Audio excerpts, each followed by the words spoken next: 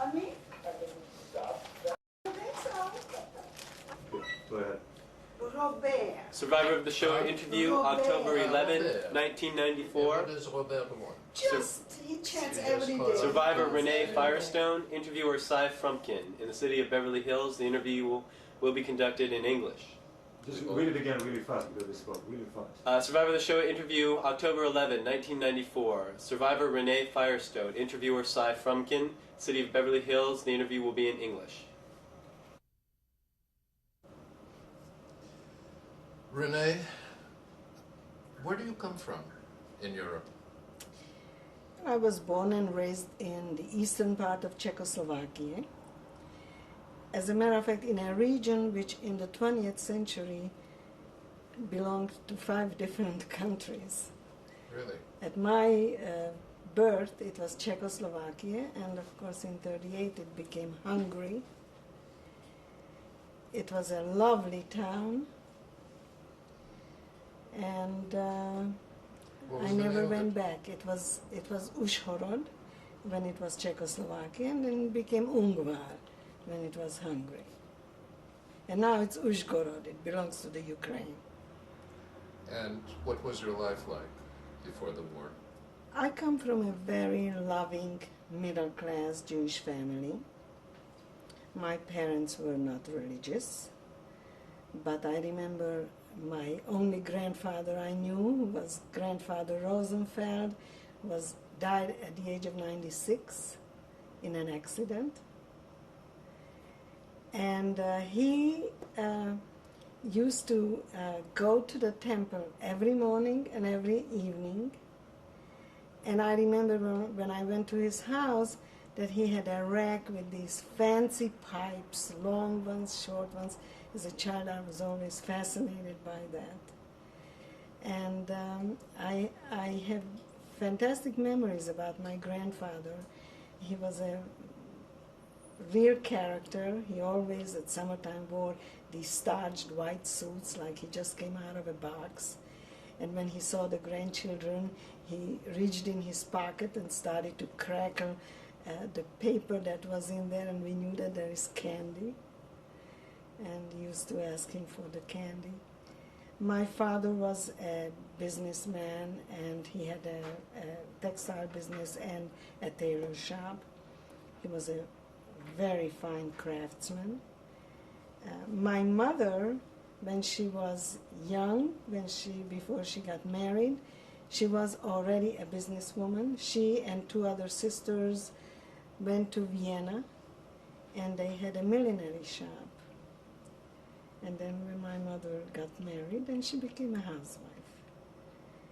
I have a brother who is 4 years older than myself, and I had a sister who was 5 years younger than myself. My brother's name is Frank, my sister's name was Clara, and my daughter Clara is named after her. You were about 16, I think, when the war began in Europe. I was 14 when Czechoslovakia was split up, and we became Hungary. I was 14 years How old. did that affect the Jews in your town? Were there a lot of Jews in your town? Yes, it was a small town of about 32,000 population, and maybe a third was Jewish. You said you were not religious, but you were somehow involved in some Jewish affairs. I understand you were a member of the Maccabi. Well, after the Hungarians took over. Before that, I belonged to an organization called Sokol, which was also an athletic Czech organization. And of course, when that disappeared after Hitler donated, actually, our region to Hungary, then I joined a Jewish athletic organization called the Maccabi. So you were already involved, you knew that you were Jewish. Oh, absolutely, but we kept hardly anything. There was no kosher home in my house. So you went to a general public school. Yes, yes. And even under the Hungarians there was no discrimination, there were no anti-Jewish laws? Well, At first. Of course, they began pretty early. And, you know, were sort of slowly, systematically reduced to second-class citizens. But for a while, we were still free. We were still in our homes. The family was together. And then they started to take the men into forced labor camps. And so my father was taken for a while. He was later released and came back home. And my brother was taken to forced labor camp as soon as he graduated gymnasium, and after that he escaped later from the camp. And This became a was in partisan. the early 1940s, right? Yes. Let me tell you that my brother was actually taken from his classroom, from his graduating classroom, with a few other Jewish boys. They were taken out of the school and they disappeared. I remember that my parents were devastated. The government didn't want to tell us where they were. And my mother hired an attorney, and the attorney told my mother that the two of them will do everything possible to find out what happened to these boys. They found out that they were taken to another city called Munkac, or Mukachevo, and they were taken to one of these castles that the Hungarians used as a torture place. And they beat up and tortured these boys, accusing them of dispersing communist propaganda. Now, my brother had never any political affiliation with anything, so we knew that it's just And he managed to escape? He was finally, my parents paid and released all the boys. All of them. And then they came back and they graduated gymnasium. Were there any other specific anti-Jewish laws? Did the Jews have to wear a yellow star? Well, later, yes. Later we had to wear yellow stars, and we had a curfew. My father's business was taken away from him.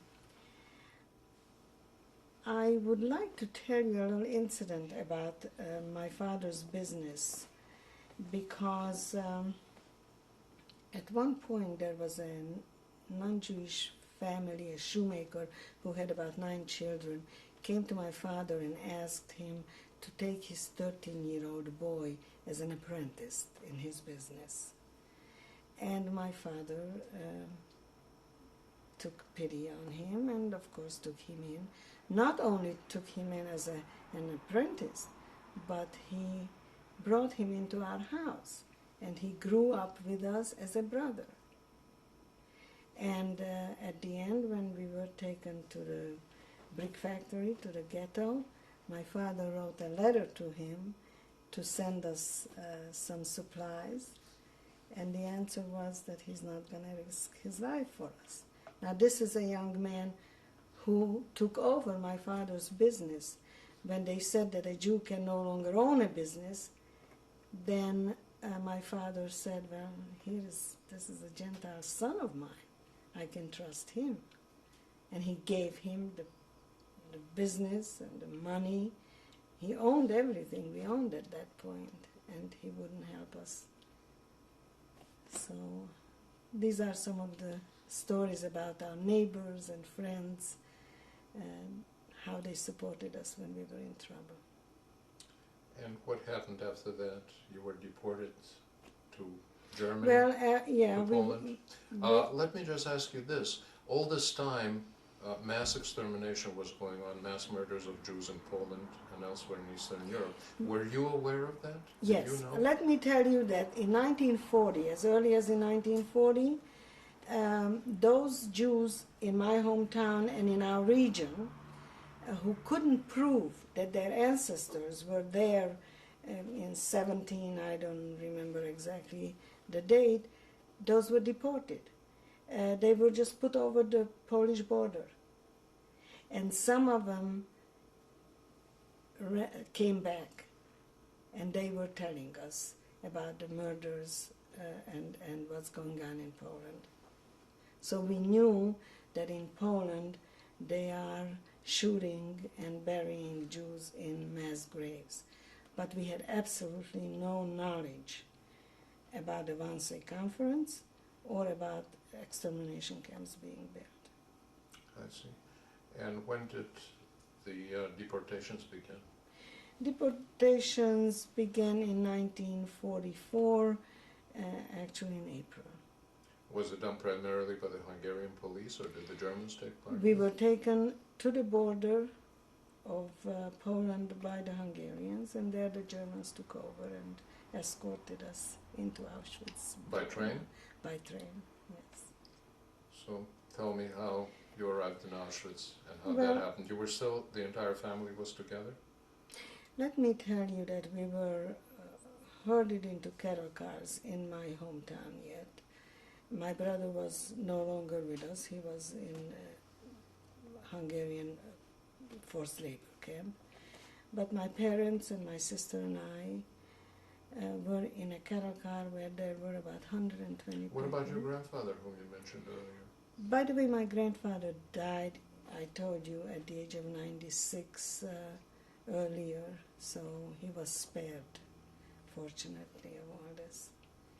So the ride to the journey to Auschwitz was horrifying. The cattle car was packed. There was hardly any breathing space and hardly any breathing air because there was a bucket which was supposed to be our sanitary facility, our bathroom, kept overflowing, and I don't have to tell you, within a few hours it just kept overflowing. The cattle cars were never opened to empty it or to get a little fresh air into the car, and so the stench and the air was unbreathable, and we could actually hear people suffocating in the cattle car. Of course, there was nothing we could do about it. We had no food or water given to us, and this journey lasted 3 days. I also remember during the night the train used to stop, and the Nazis used to bang on the walls of the cattle car telling us that if we are still hiding any valuables or any money, we should give it up or we'll be shot. And while they were talking to us, we could hear on the outside shooting and screaming, and we were convinced that they are searching and killing these people. I very vividly remember this old woman who was sitting on the edge of the cattle car, who ripped open her coat lining and reached in there and removed a little gold locket and started to cry, opened this locket, started to cry bitterly. And I, being young and still very optimistic and romantic, I was sort of fantasizing that maybe that's her wedding picture in the locket, or maybe her family, her grandchildren, whom she left behind. We were going somewhere, not knowing where, for how long. The rumors were that we're going to Germany to work, and that if there's healthy and strong, will work, the family will survive together. So this woman must have been in her 80s, hardly believed that she will ever return. And I thought to myself, how cruel that they won't let her keep this little memoir. And then she closed this locket and through the cracks of the cattle car handed it to the Nazis. Yes. How old were you at the time? I was just 19. So this was the beginning of 1944? That's right. And then you arrived in Yeah. Auschwitz. Did you know what that place was or where it was? So let me tell you, the cattle cars opened, and I, believing that we're going to Germany to work, was very eager to get a good job so that I can help out my parents and my little sister so that they don't have to work so hard. I was a strong, healthy athlete, so I knew I can work, and I was going to save them. When I jumped off that cattle car and I looked around, I knew right away that we're doomed. All I could see for miles and miles were barbed wires. And, so many feet, there was always a tower, a wooden tower. And when I looked up there, I saw this Nazi soldier behind the machine gun pointing it at us, watching every move we were making. On the loudspeakers, the Nazis were telling us to leave all our belongings behind. They are going to deliver it to us to the camp. And so I turned back to the cattle car and called my sister Clara, who came forth crying, rubbing her eye from the darkness into the light. And I grabbed her hand and I said to her, you hold on to me no matter what happens. You and I must stay together. And she started to cry and she said, but Renee, let's wait for Mom and Dad. And I turned back to the cattle car for Mom and Dad. They were gone. And it was only then that I realized that thousands of people were pouring out of this train. The train had no end. I couldn't see the end of it. And there was tremendous chaos. Children looking for parents and mothers calling their children's names. It was impossible to find anybody. And so I kept reassuring my sister that once we get in, we will be reunited with Mother and Father. So don't worry about it. And of course we were caught in this human tide and just being pushed towards the camp when suddenly I found myself standing in front of this Nazi officer, a young man, very handsome, with a smiling face, and a leather whip in his hand pointing people to the right and to the left. And it was then that I became very fearful about our future, because they promised that we're going to stay together, the families. And all of a sudden I realized that they are ripping the families apart. So what happened then? Then my sister and I was pointed to the right. By the way, this man who separated us was, of course, none other than the infamous Dr. Mengele. How did you know this? We didn't know it then. I'll tell you later how I found out who he was. I had no idea who he was. And my sister and I were marching towards the camp, not knowing what's coming. And suddenly my sister noticed that my mother is going to the other side. And so she wanted to run away from me, and I grabbed her and I said, don't go anywhere. You're going to get lost. You're not going to find Mother, and then you're not going to find me either. So please don't go anywhere. And we were taken into an underground dressing room. And here, surrounded by Nazi soldiers and vicious dogs that were growling and barking at us, we were told we should get undressed. We're going to take a shower. So we were waiting for the soldiers to leave so we can get undressed. And of course, nobody moved. So one of the soldiers walked over to one of these women and hit her and said, take it off. And we realized that they are not leaving. So we started to get undressed. And again, we were given orders to be very careful how we fold our belongings. Remember exactly where you're leaving your clothing, because when you come out of the shower, you will have to hurry up and dress and be assigned to your work. And still, we were naive and stupid enough to believe that. And I told my sister to make sure that she puts her stuff next to mine so we don't get separated when we come out of the shower. Needless to say that the minute we walked into the shower room, the doors were slammed behind us. Our belongings were Did they picked shave up. your heads? Later. We came out naked on the other side of the shower room and stood there wet, naked from mid-afternoon till about midnight. I remember my sister and I hugging each other for a little body wound. We were freezing. And then at midnight, they took us into this barrack where they shaved our heads, our bodies. They sprayed us with DDT, with pesticide. And then we walked through a door where two prisoners greeted us.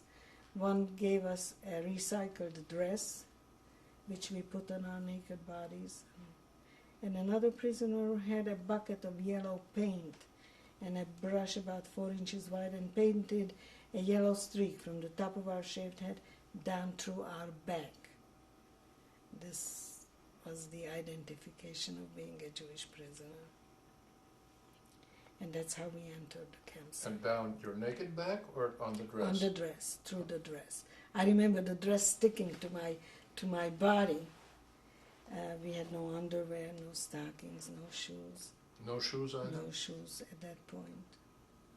And then what? Then when we got into the camp, we were introduced to this overseer who was a couple. You know, all the overseers were called couples in the camp. And she told us to line up in columns of 5. Was she Jewish or German? She was a Jewish Slovakian girl. Told us to line up, that we will be assigned to our barracks.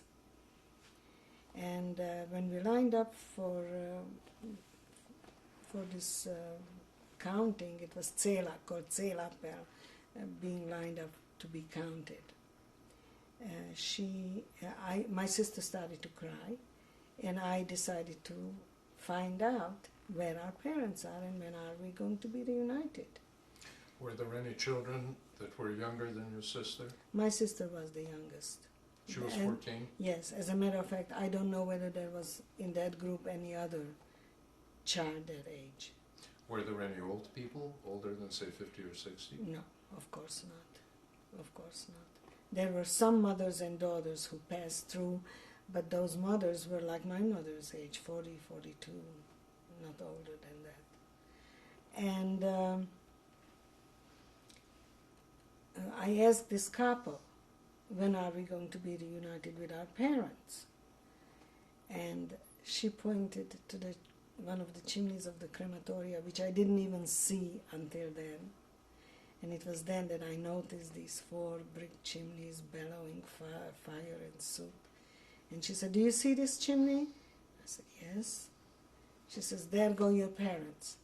And when you'll go through the chimneys, you'll be reunited." And I turned to my fellow prisoners and I said, "What is she talking about? What does that mean?" I mean, even in my darkest nightmare, I could not have imagined the things that were going on here. But let me go back for a moment, because you asked me about Mengele. When did I find out about Mengele? When we were permitted to walk into the barrack from standing outside after the shower, one of my neighbors, a young girl, one of my neighbors, tapped me on the shoulders and pointed to this Nazi officer who was the same officer we met on the railroad station. And she said to me, "He's asking for you." And I looked over there, and this officer was waving to me.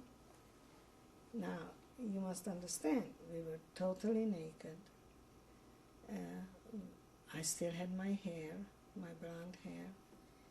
And I turned away, pretending that I didn't notice, didn't see. And this friend again said to me, "You better go over there." I will never forget. You know, I come from a family where my father, I don't think, ever saw me in my slip, not naked. And here I'm standing, how am I going to go over there? So I crossed my arms, I didn't know where to hide myself.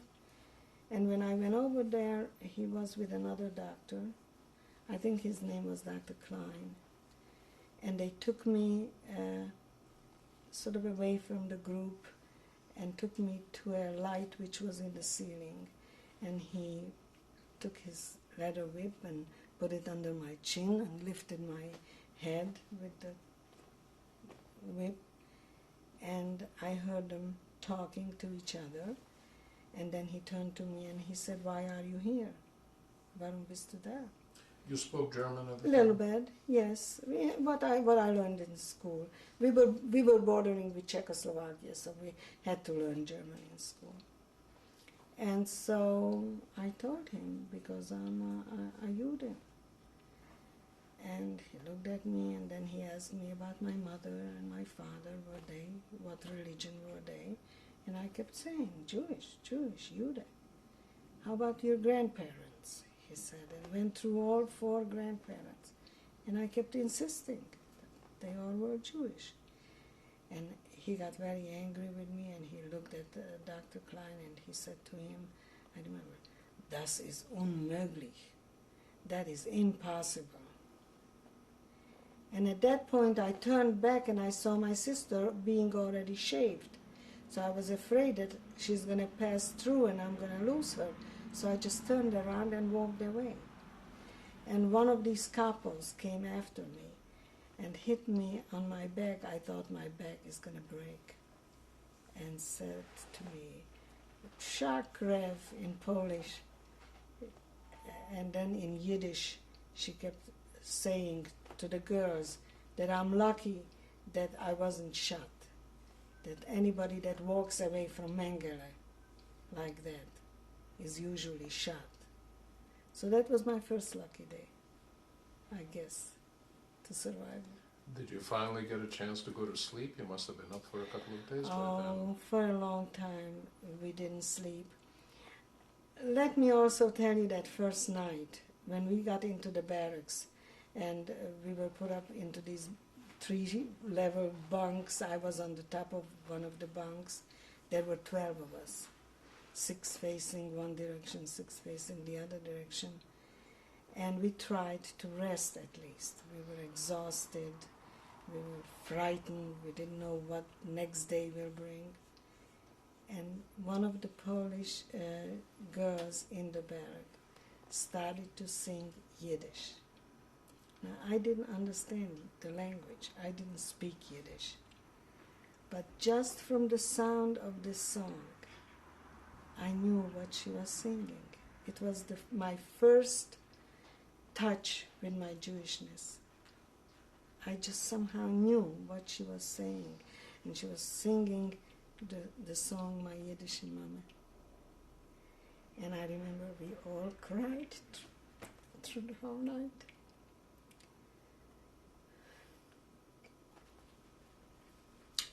What was your next morning like? Next morning, we woke up to the sound of the capo banging on the bunks, running up and down, yelling, "Aufstehen, get up, heraus, everybody out, quick." Schnell was their favorite word. We ran outdoors, and again we had to line up to be counted. It was dark. It was in the middle of the night, 3 o'clock. 3 o'clock in the morning, and we stood there till about 10 o'clock in the morning. It was already, the sun was coming up.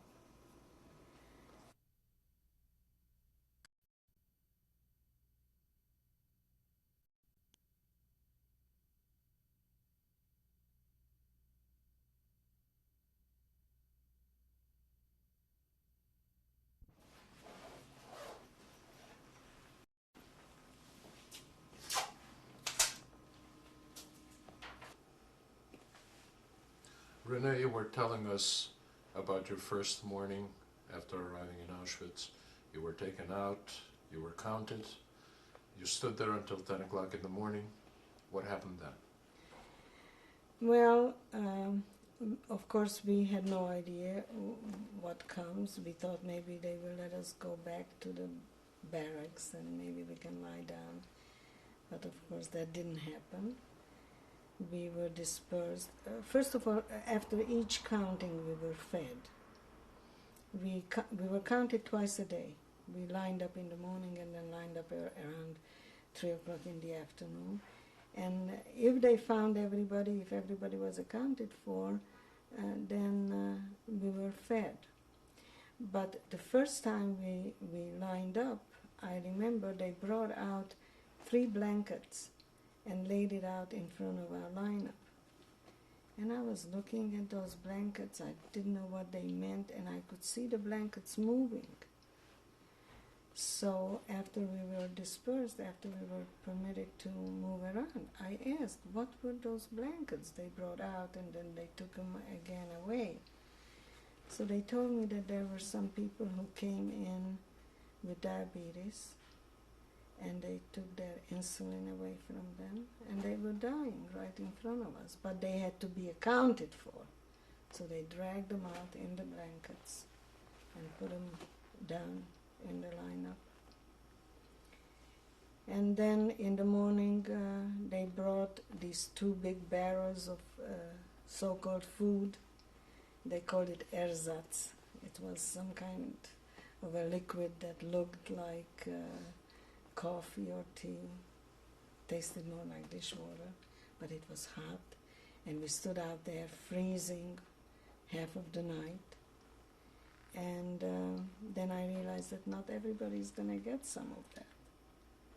That the first prisoner was handed a bowl, and she went to the barrel and she got some of this liquid. Then she came back and was going to share it with the 5 of us. Well, in the beginning we shared, but later on, as time went on and we were starving, whoever was up front had some of the liquid. By the time the bowl reached the 4th and the 5th prisoner, there was nothing. And so from then on it became a fight every time we did the lineup. Who's going to stand up front and who's going to be in the back. And then later we found out that without any warning, Dr. Mengele arrived after lineup and was selecting for the gas chambers. So every morning and every afternoon you had to figure out where you want to stand. You want to fight your way to the front of the lineup because you're so hungry that you may not make it to the afternoon lineup. Or you will manage to survive till the afternoon, then you really want to be in the back and hide from Mengele. Didn't they hand out bread on a In the daily afternoon. In the afternoon lineup, they brought back these barrels with a similar liquid. They called it soup. And we received a slice of bread. And I remember on Sundays, they gave us a slice of, either a slice of horse meat salami, or they gave us a little bit of margarine. You had to put your hands out like this. They slapped the margarine there, or occasionally they gave us a spoonful of a marmalade, which later we found out was made of sugar beets, something black like molasses. And I will never forget the first day when they gave us this molasses and they slapped it into our hand.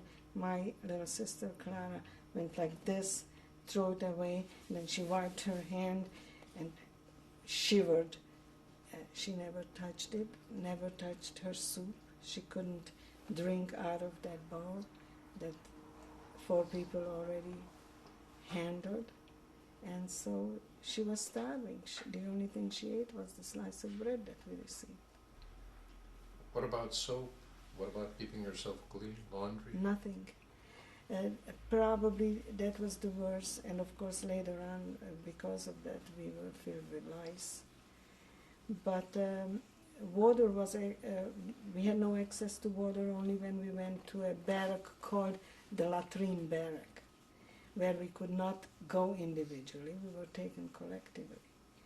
Usually the capo and some Nazi soldiers, again with the dogs, taking us into the latrine barracks, where we had to choose whether we want to fight our way to the water. There was water spouts in that place, or you have to fight your way to the bathroom.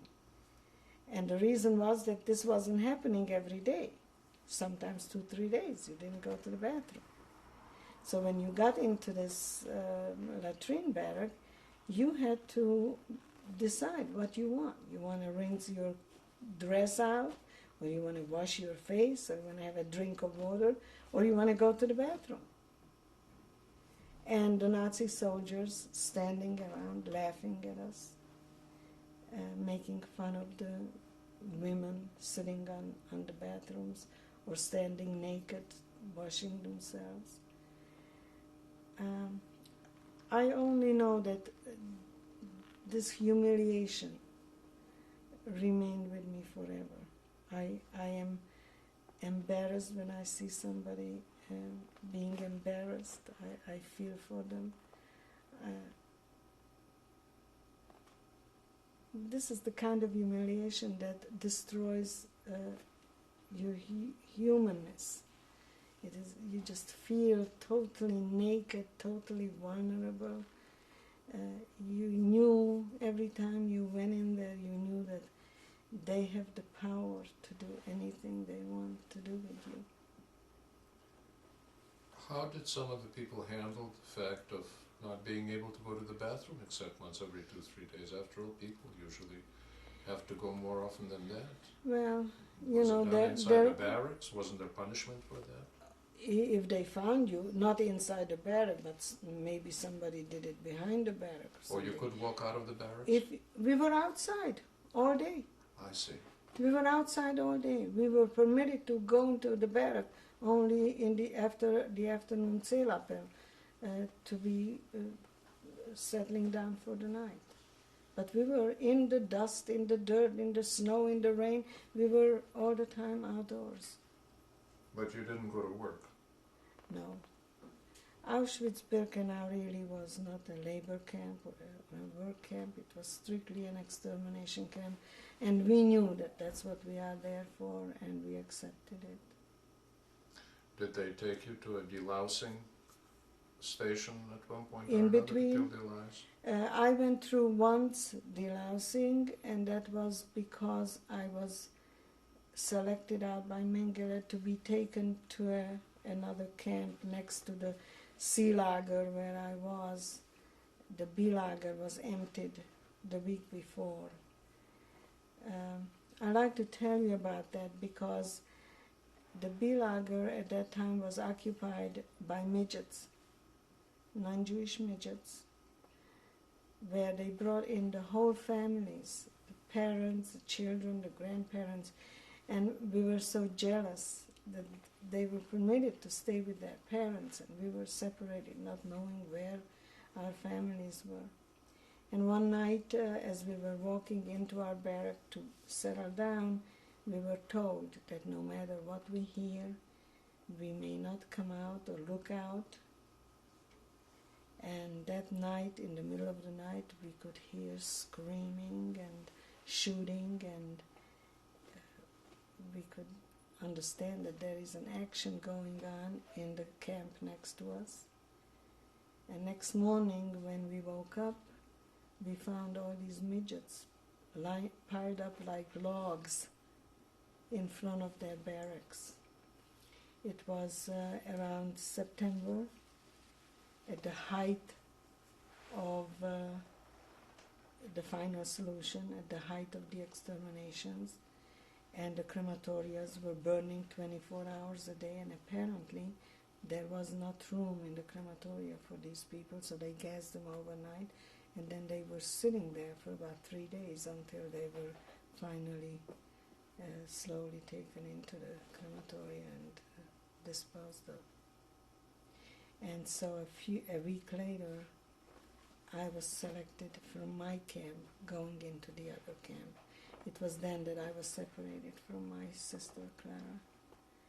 And when Mengele pointed me to go to the other side, I tried to run back to my sister because I knew she was weak, she was very skinny.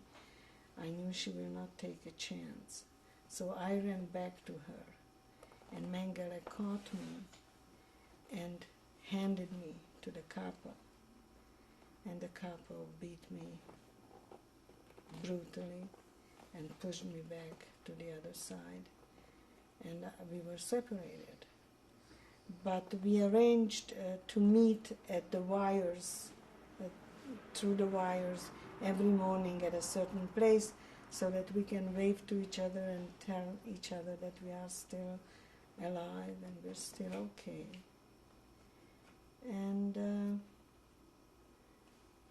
on Yom Kippur in 1944, we were worried before Yom Kippur that something is going to happen, because the Nazis always had something in store for us during holidays or on Shabbat. And I came to the wires and my sister didn't show.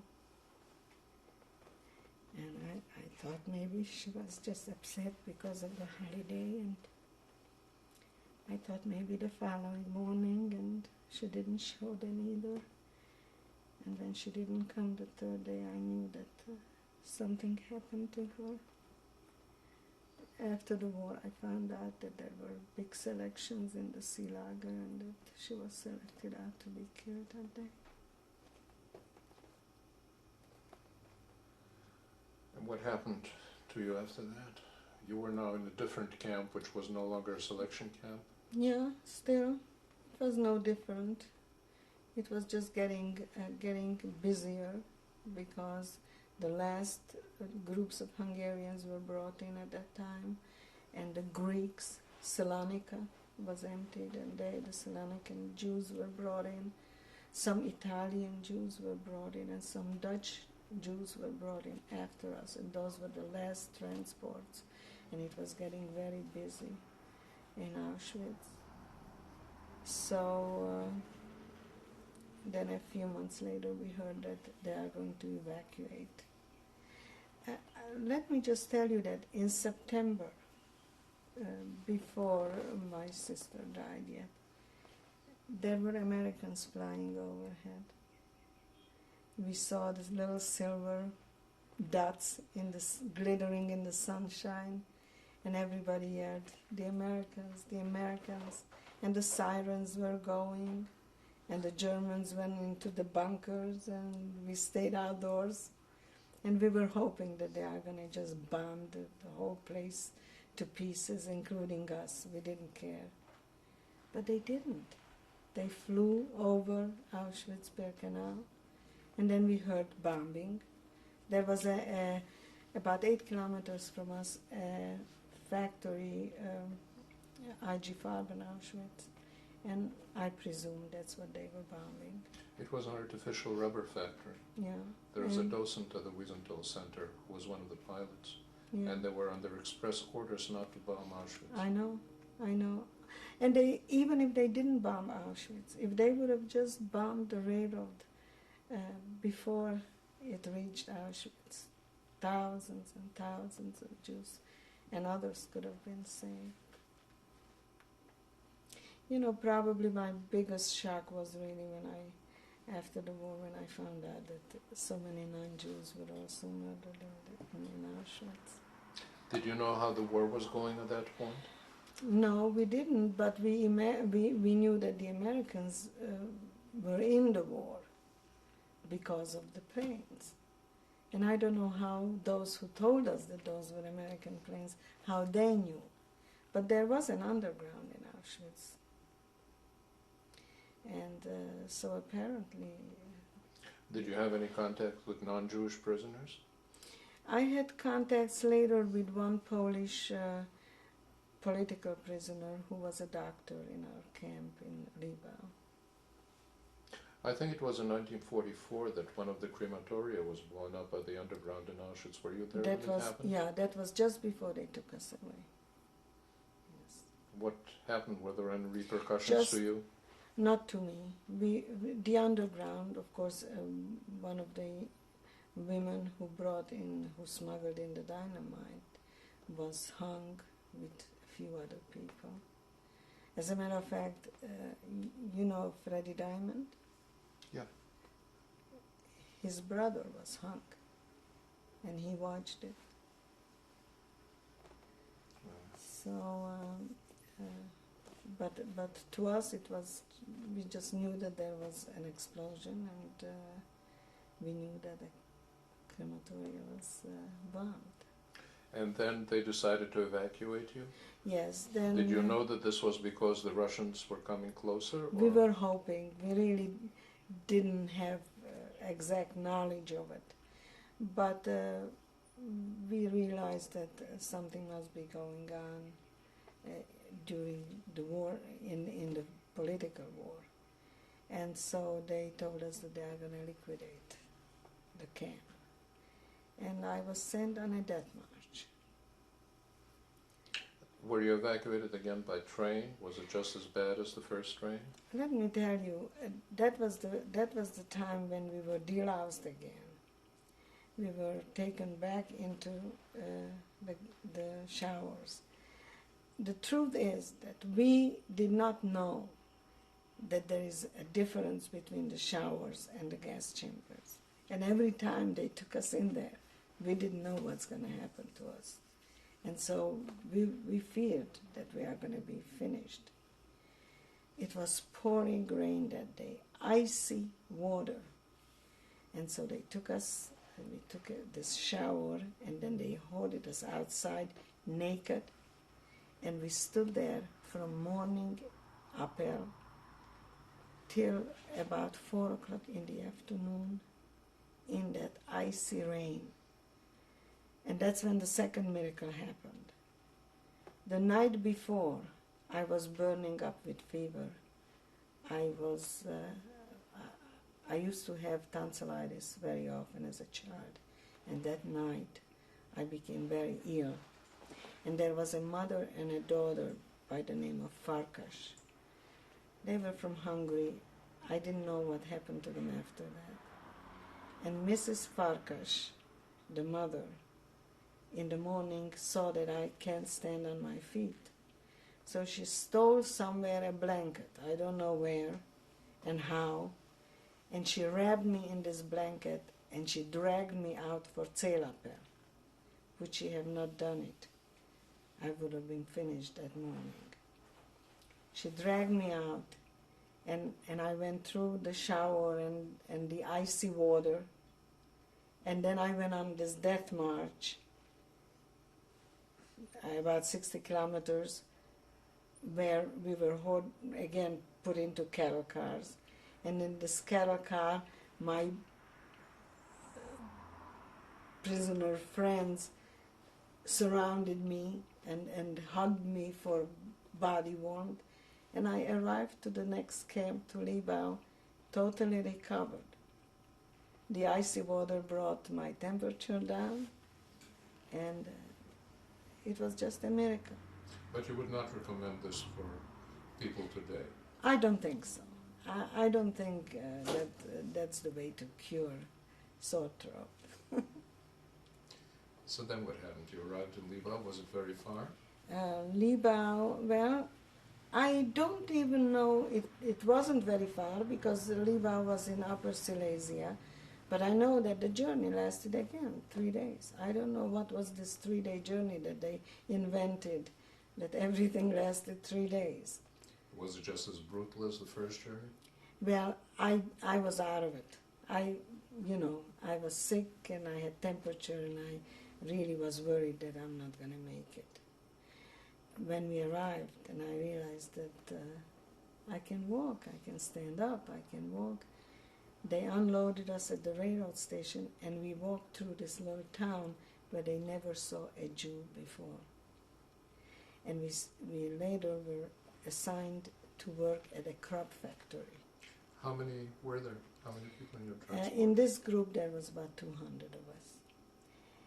And I remember that the foreman, who took a liking to me afterwards, told me that the population in that town was talking about the Jews being brought to the factory.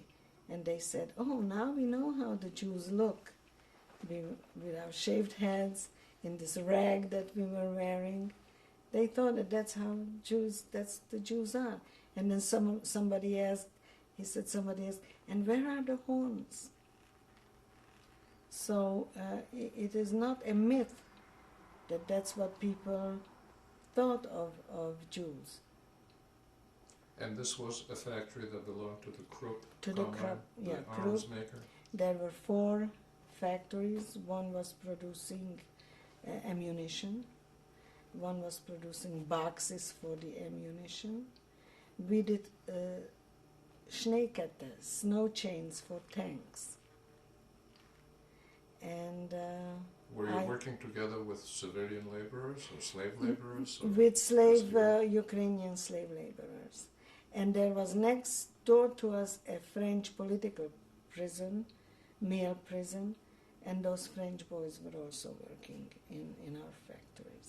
So you did have contact with people who were not in the camp? Right, and the French prisoners somehow knew what was going on. I wouldn't be surprised if they had a radio or something and listening to BBC, knowing what was going on in the war. So we had some news that the war is going bad for Hitler. This was the end of 44, beginning of 45? That's right. That's right. Did they do anything nice for you for Christmas? New Year's? No, I don't remember doing anything nice for us for Christmas, but I remember in the height of the winter they caught some Dutch girls hiding in the factory, not working. And we had a commando Führerin who was, I don't know, 5'2". She was a very short, hideous woman who was mean and A prisoner or no, a no, German? no, German, an SS. And she tied these 3 women outside, and she poured water on them and left them freeze outside. So nobody sabotaged after that, at least not visibly. Well, what happened then? Here you are at the beginning of 45. This is after the Normandy invasion. The Allies are rolling across Europe. The Soviets are advancing into Germany. What was happening?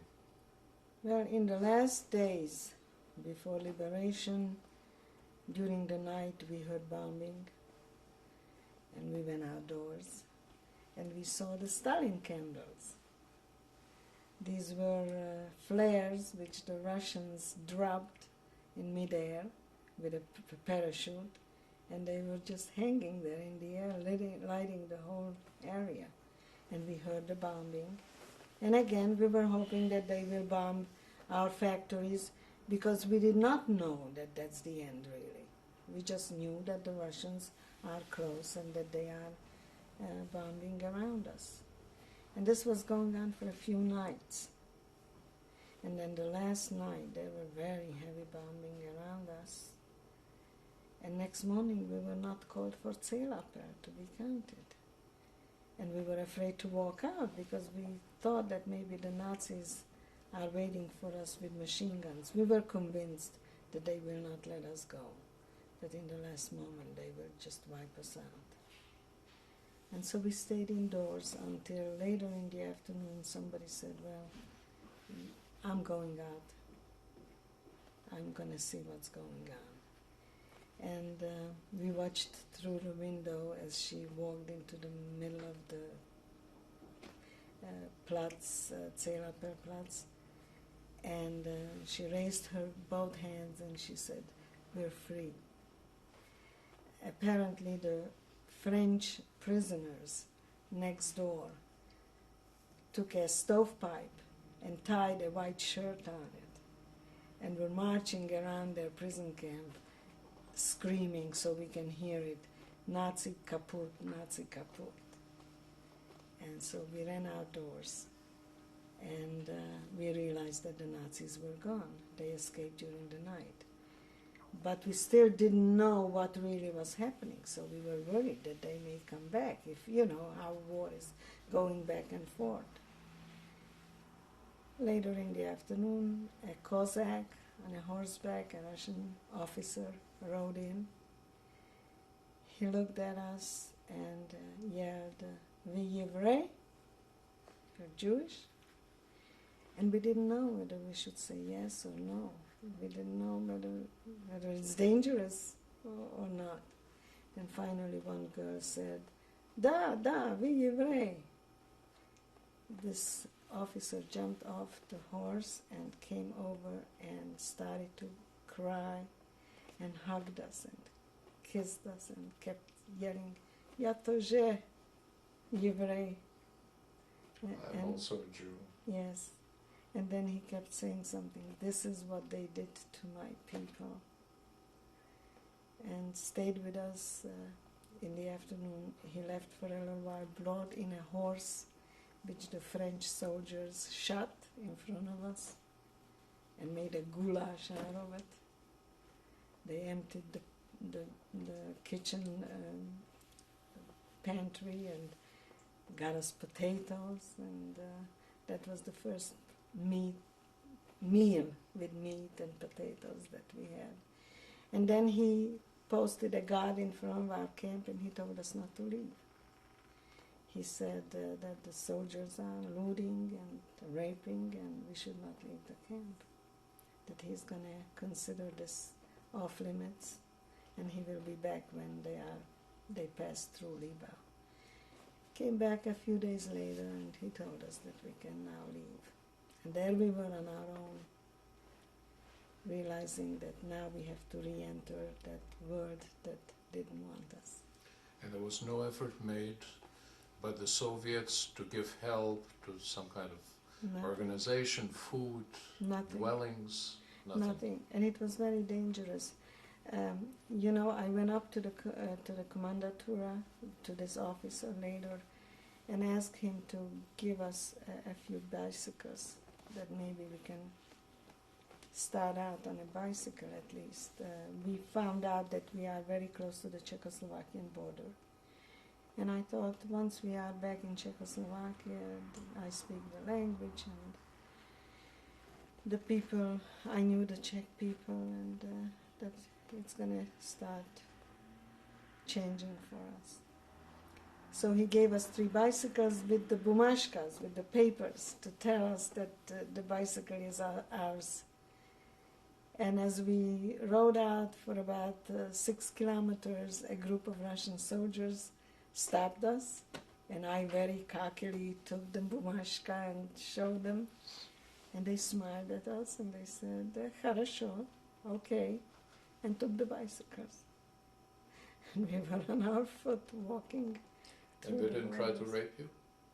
No, they didn't. Apparently they must have, the way we looked, still with the shaved heads in this rag, I don't think we were too desirable. Because you know, of course, that the Russians went through Germany raping everybody from Absolutely. 6 to 65. Later on, it was very dangerous for a young woman to be alone, or even a few women walking any place, or being with around Russians. And again, I was very lucky because I had some very close calls.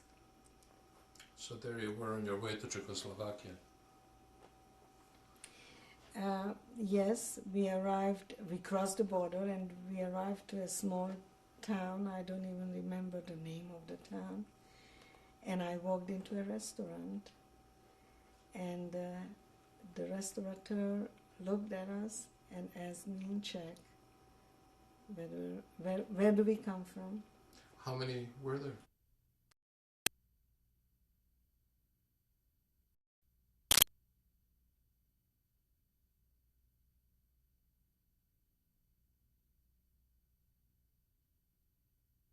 We had 5.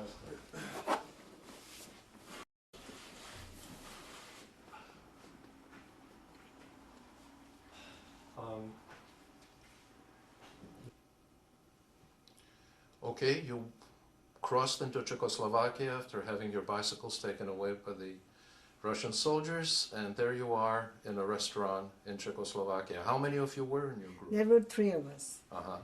The ones that started out on the bicycles. And I walked over to the restaurateur, and I told him that I'm from Czechoslovakia and that we are just coming out of the concentration camp. Not that he didn't know with our shaved heads and the way we were dressed. Of course he knew. Were you still wearing the dresses with the yellow streak in the back? Well, that yellow streak stayed on forever. That's why I got rid of that dress. I wish today I didn't.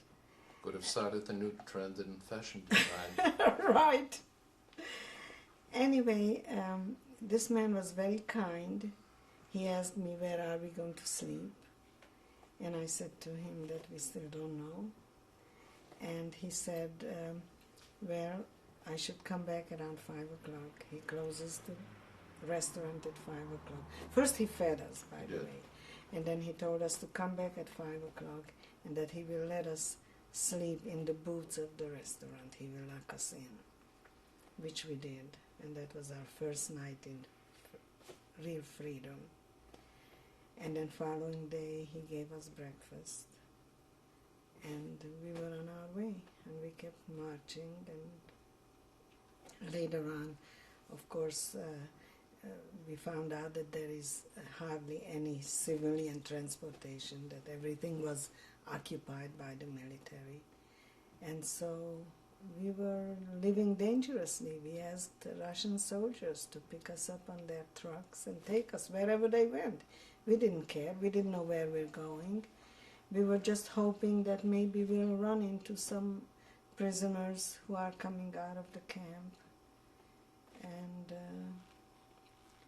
that was really what we were doing, wandering around Europe.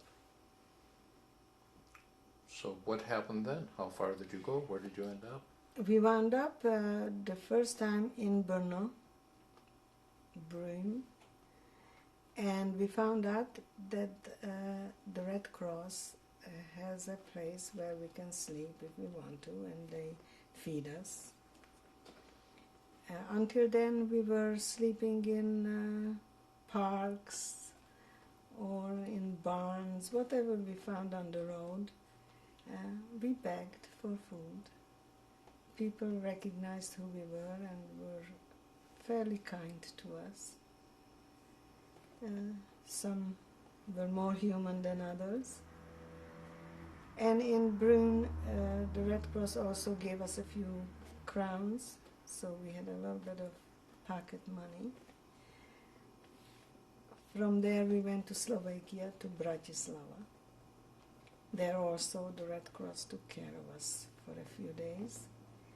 And then somebody told us that they heard that in Budapest there is a school where people register, those who come back from the war. And so we decided to go to Budapest. Didn't matter where we going. Something very interesting happened, and this also relates to how the Russians behaved in Europe. We begged ourselves on a train, and the conductor was very kind to us and permitted us to sit on top of the coal. So we were watching what was going on the train.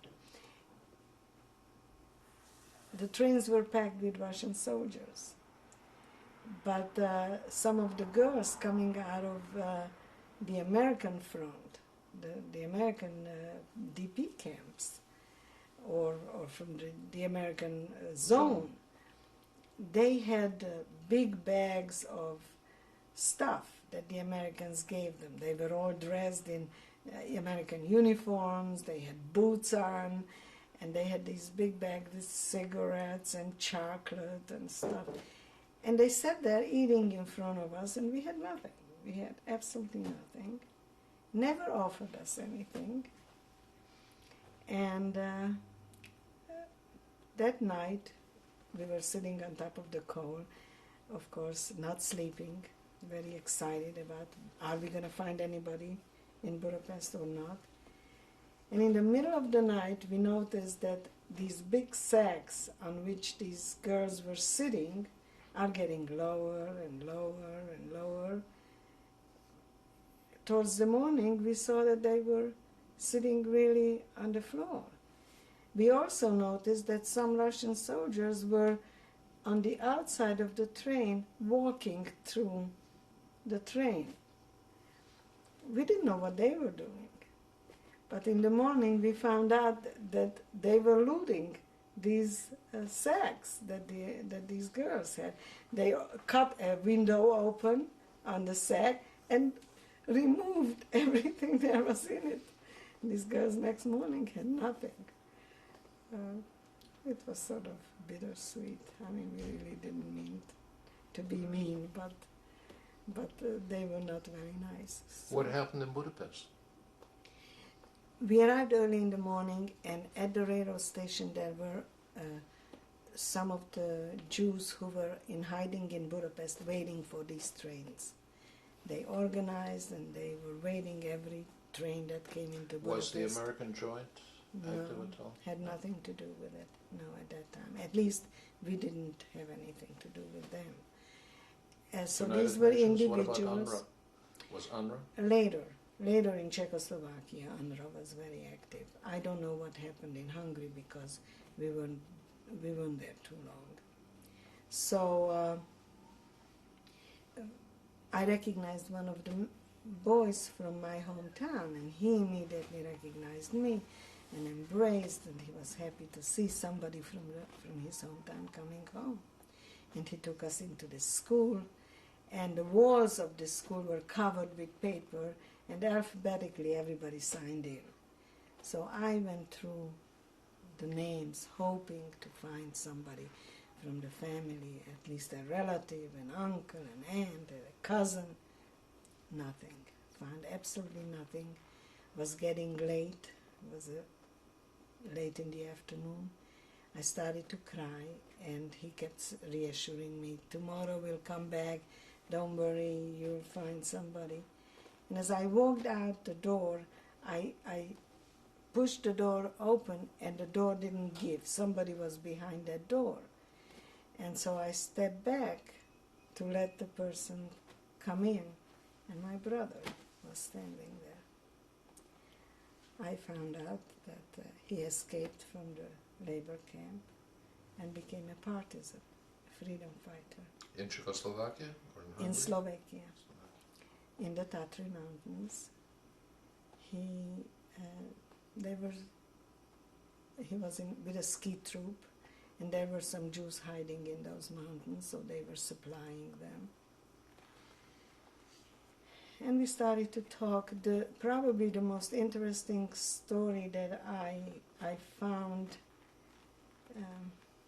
actually appalling was that he told me that when he was with the Slovakian partisans, that the Slovak partisans were so anti-Semitic that the Jewish boys were afraid to reveal that they were Jewish. So when I asked my brother how many Jews were in your unit, he said, we don't know. It was an unspoken word. We knew of each other, those who were Jewish, but it was never revealed because he said that we would have been shot in the back. So that was pretty upsetting after all that even those who hated the Germans hated us even more. And then we went to a town called Košice, where my brother's girlfriend was. And the two of them stayed in Košice while I went back to Užhorod, to my hometown. Was your brother's girlfriend one he had acquired during the war? Was that from before? And where was she during the war? She was hiding in Budapest with Gentile papers. And of course, until my brother was in labor camp, they had contact, but after that, they didn't.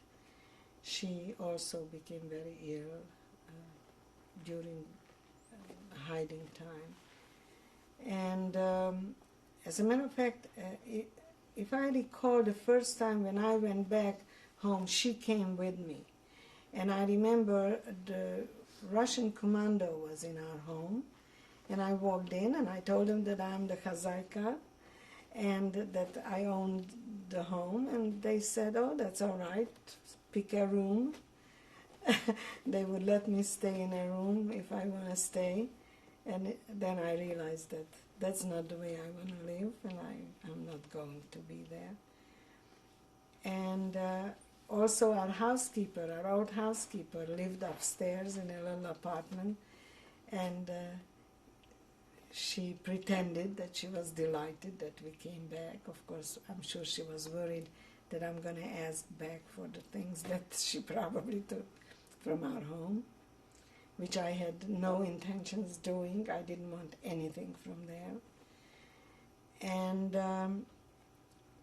she asked me what should she make for us to eat. And I said to her, take 24 eggs and make dumplings out of them. And then take 2 more dozen eggs and beat it like scrambled eggs over it. And my sister-in-law, and now she's my sister-in-law, my brother's girlfriend, the two of us sat down and ate the dumplings with the scrambled eggs, which was a big pot. And then we went back. And you only took a few mementos from the house? I took a little package where I found, as I said before, my father's gold watch and my brother's bar mitzvah watch and my gold bracelet that my father bought me for my 18th birthday. Then we went back and we found out accidentally that my father, somebody saw my father in Theresienstadt in a hospital. So we decided to go back to Prague and go to Terezin.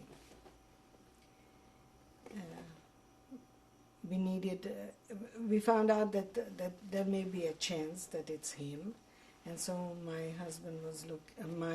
brother was looking for a truck, that if we find him, we should be able to bring him from Terezin to Prague, to a hospital. And again, accidentally, we ran into my husband, Bernard, who was in the forced labor camp with my brother earlier. And they embraced and were very pleased to see each other. And my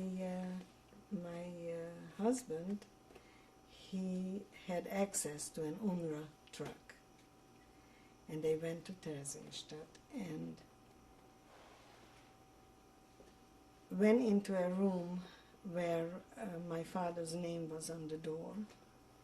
And my brother went from bed to bed searching for my father and couldn't find him. And then he came back again, looked at the list, and sure enough, my father's name was there. So he went back again, and again he couldn't find him. And as he was walking out, somebody called his name. And he turned back and he said he faced this skeleton of a man.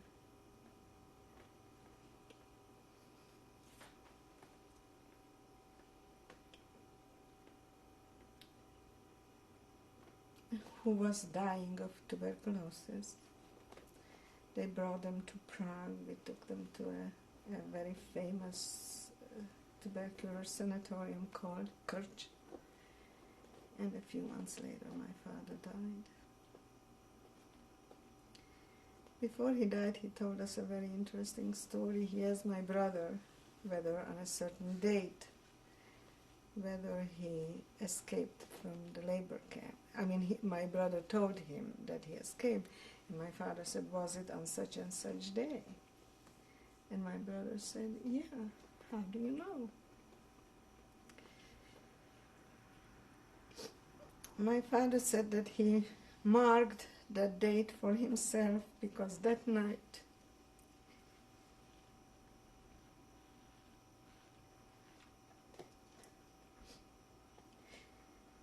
he dreamed that he was in the woods and this black horse was running.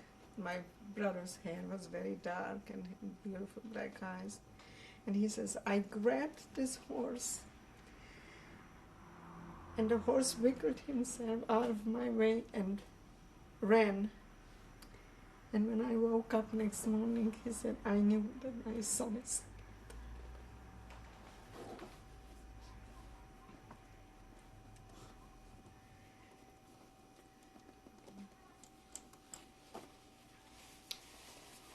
I'm sorry.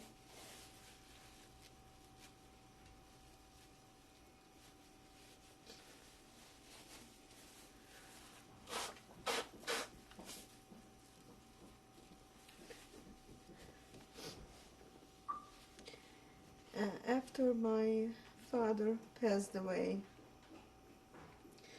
we both decided that we don't want to stay in Europe. And in the meantime, Bernard, my husband, kept coming, visiting after that. And when my father died, he told me that he promised my father that he's going to take care of me, so he has to marry me. So we got married. And a year later, my sister-in-law had her first child. And then the following year, I had a child. And then we decided that we're going to leave Prague. Bernard, my husband, had papers to come to the United States because he lived in Prague in 1939 as a student, and he had a student visa to come to the United States to assist her. And he was caught in Holland by the Nazis, by the Gestapo, and was brought back and went through the whole concentration camp experience. And so the American government acknowledged his papers, and so we were put on the quota, but my brother couldn't. So my brother went to France, and in France the Haganah got hold of him, and they went to Palestine, which is now the state of Israel. And even though we were lucky to find each other, we were again separated for 15 years. 15 years? Yeah. And After that, when I finally was able to obtain papers, affidavits for them, then they came out here, and now, luckily, fortunately, we are together. Where did you go in the States? In America, where did you go? I arrived to Allentown, Pennsylvania. It's very interesting. I want you to know that I'm going next week to Prague, to my father's graveside, where I'm going to meet my brother, who is going to be coming back from Israel, where he's visiting now. And I'm going to go from Prague to Israel. So we will meet in the middle. And this is the first time that we're going to be back together and visit my father's graveside, on which, by the way, before we left, we engraved my mother's and my sister's name, since they didn't have a grave. And I came to Allentown, Pennsylvania on the 31st of October, 1948. And it will be on 31st of October that I'm going to be returning this time from Israel. And it was not planned. I just, when I saw it on paper, I realized. And I remember my brother-in-law waited for us at the airport. And I came with my daughter, who was then 11 months old. My husband stayed back. He got his visa a little bit later, and he wanted to go to England, where he was a young brother in an orphanage. He was taken by the UNRWA, by the way, to an orphanage in England after the war. And the plane landed in New York, in the LaGuardia. We arrived to the LaGuardia airport. And everybody was getting off the plane, and the captain came over to me and he said, you can't get off, you have to wait. And I said to myself, they're going to keep me here? what's the problem? I thought maybe something with the child, or they're going to send me back. I was terribly frightened. When everybody was off the plane, then he said, well, we can go now.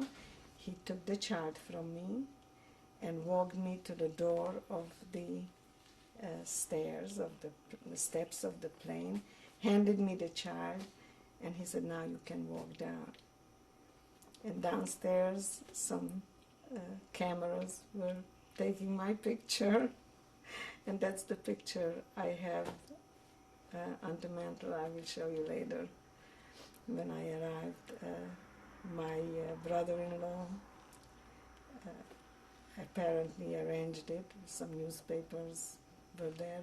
I was one of the first refugees coming to Pennsylvania, to Allentown. And there was a big article about us. The interesting thing was that finally my brother-in-law was waiting for me at the airport and drove us to Allentown. And when I arrived to his home, he had two children. One was 10 years old, one was 8 years old, Michael and Susan. And they were dressed in costumes. And I said to my brother-in-law, why are these children dressed in costumes? It is not Purim. And he said, no, it's Halloween. And I said, what is Halloween? So this time when I come back, I know what Halloween is. Did you speak English when you arrived? I spoke a little bit English.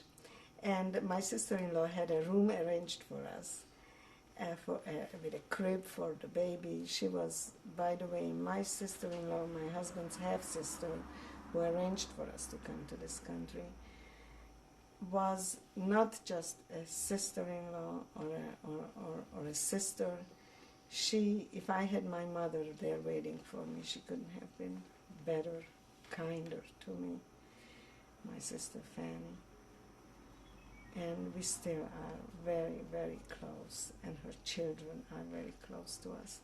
And I remember my sister-in-law wanted me to take a bath and just go to bed, and the baby should be in bed.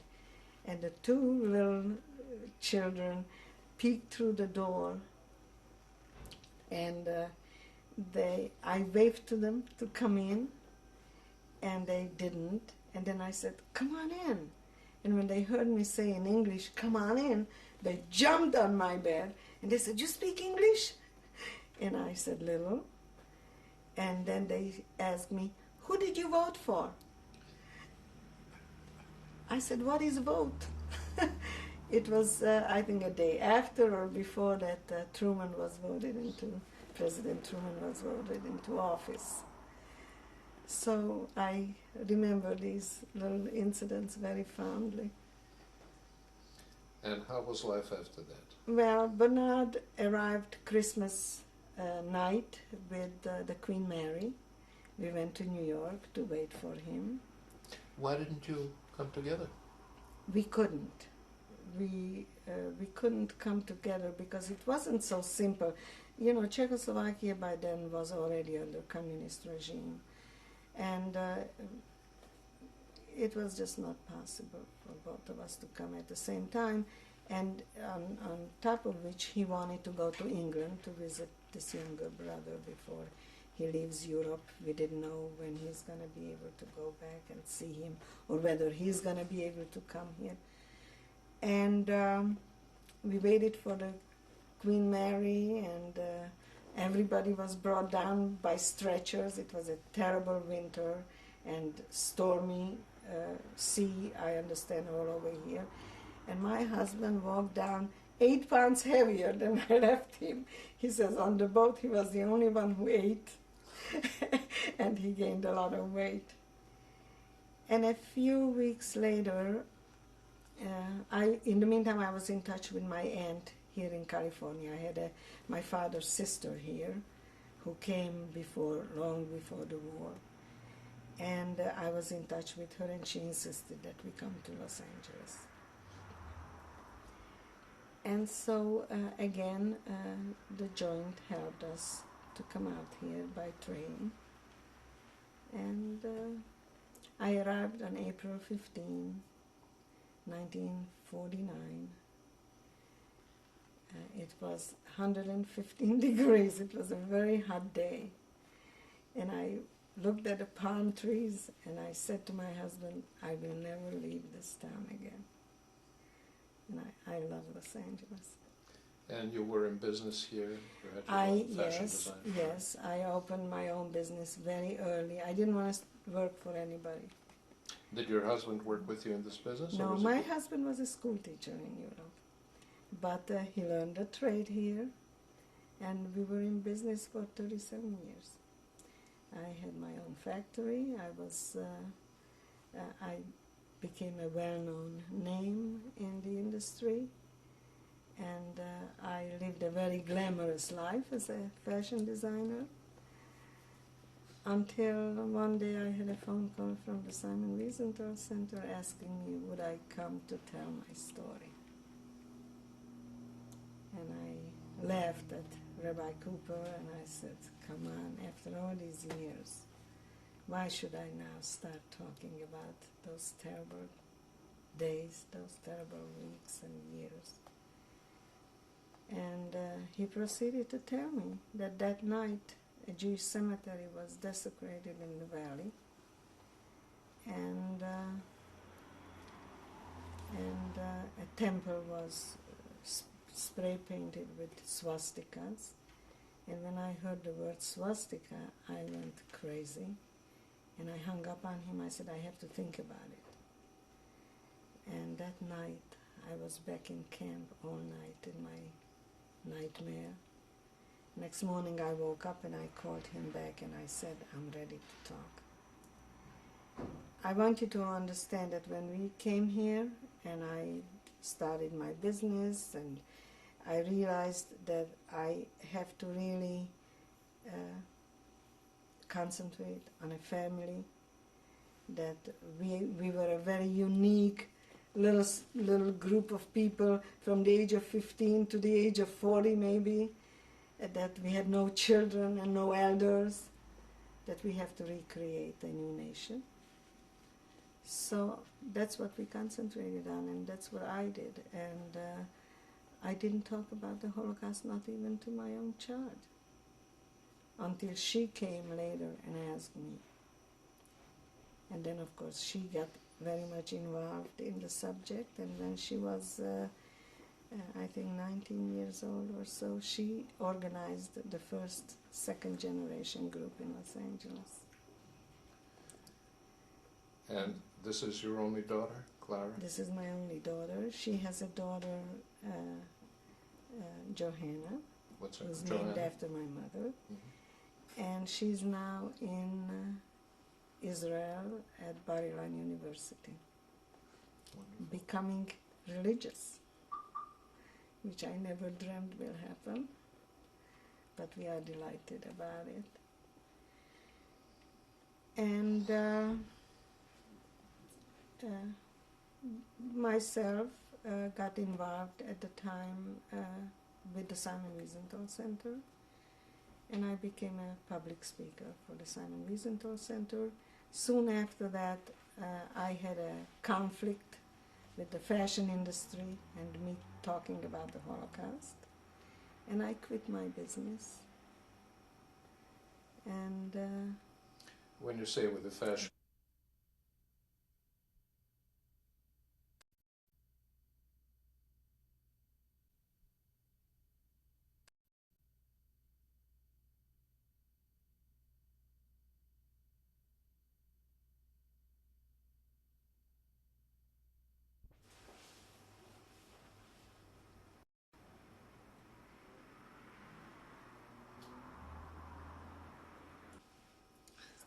you mentioned that you were successful in the fashion industry when you became active in the Simon Wiesenthal Center and became a public speaker on the Holocaust, and then you said that you broke away from the fashion industry and quit your business because they were not happy about your speaking on the Holocaust. I wonder if you could explain that. No, I had a conflict with it. I had a conflict with it. I had to be all the time on in the fashion industry.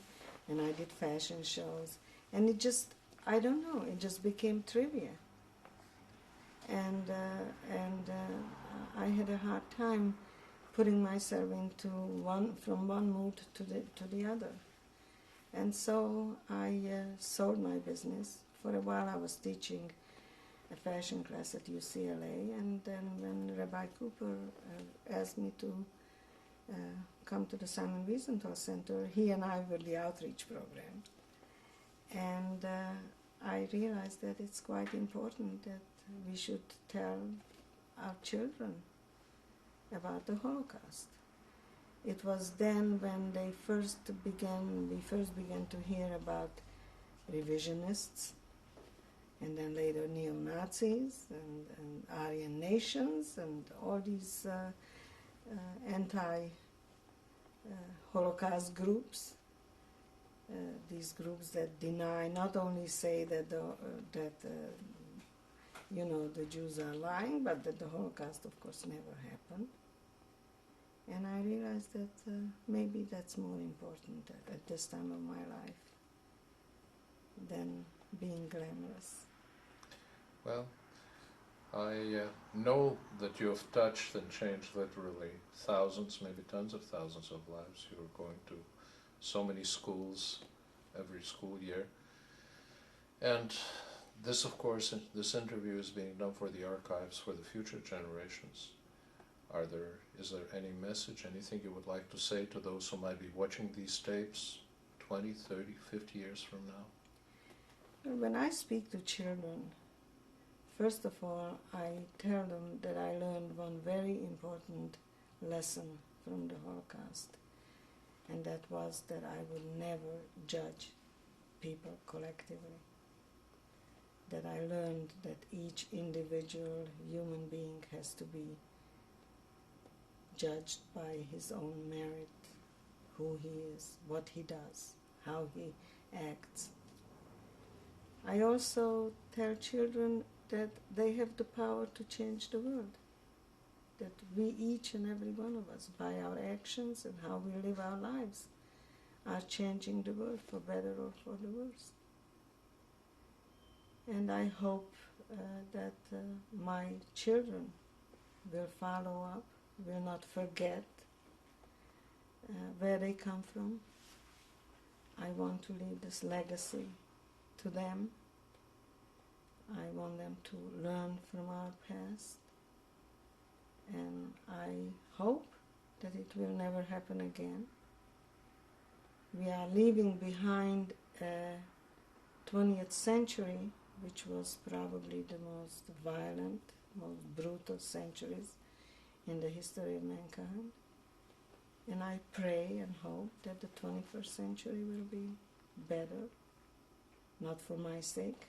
I certainly I will not be here anymore, but for my children's, grandchildren's sake, and for humanity in general.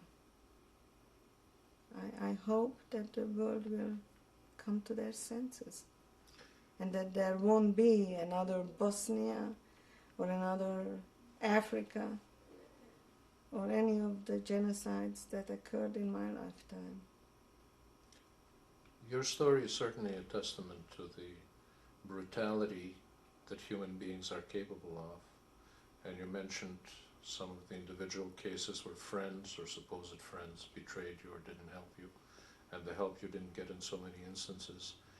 Yet at the same time, you mentioned that your sister-in-law was hidden by Gentiles and saved that way in Budapest. She was not hidden by Gentiles. Oh. She was hiding with Gentile papers.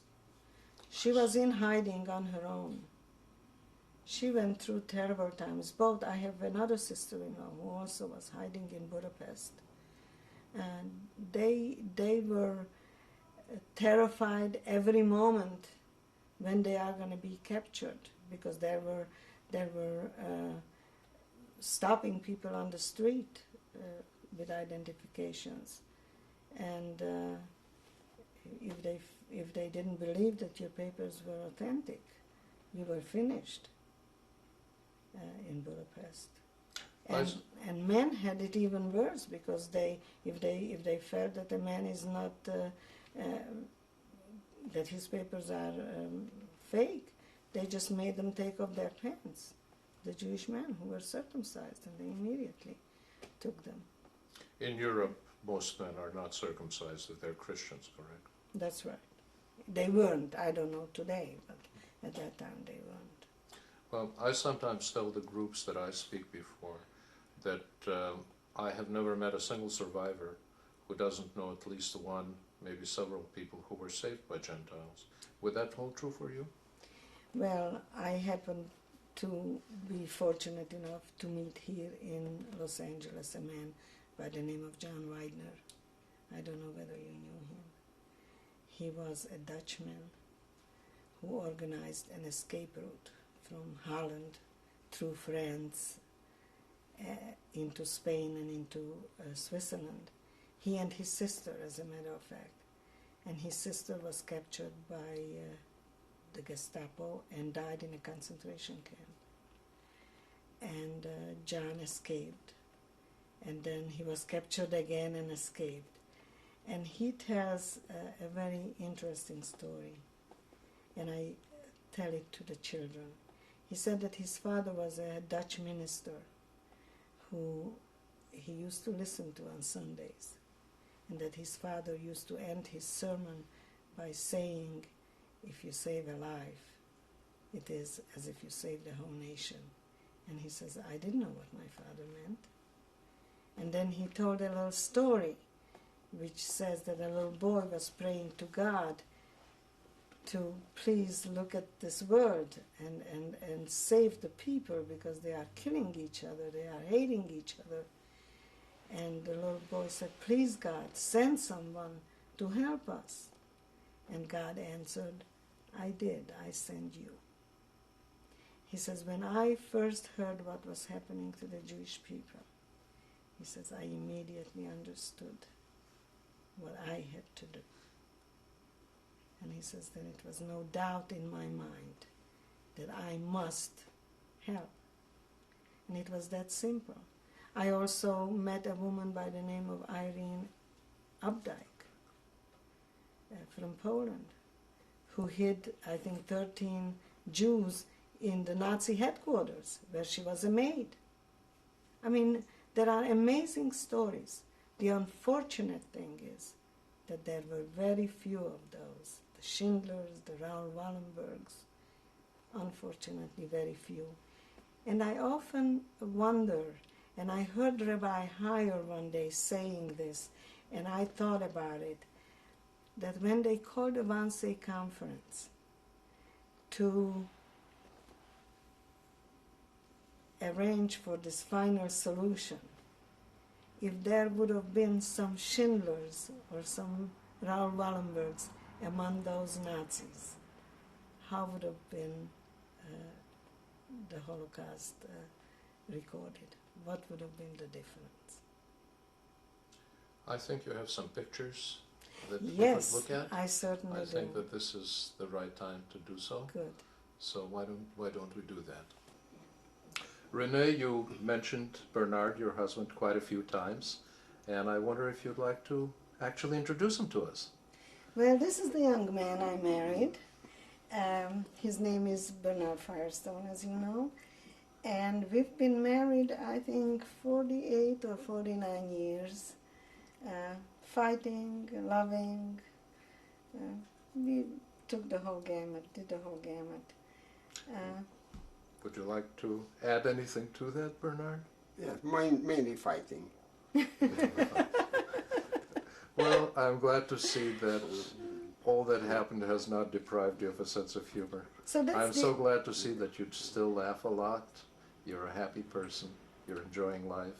And most importantly, you have made life so much better for so many thousands of people. Thank you. Thank you, Renee. That's the advice I give usually young couples. If they fight long enough, they will stay married long enough. Right.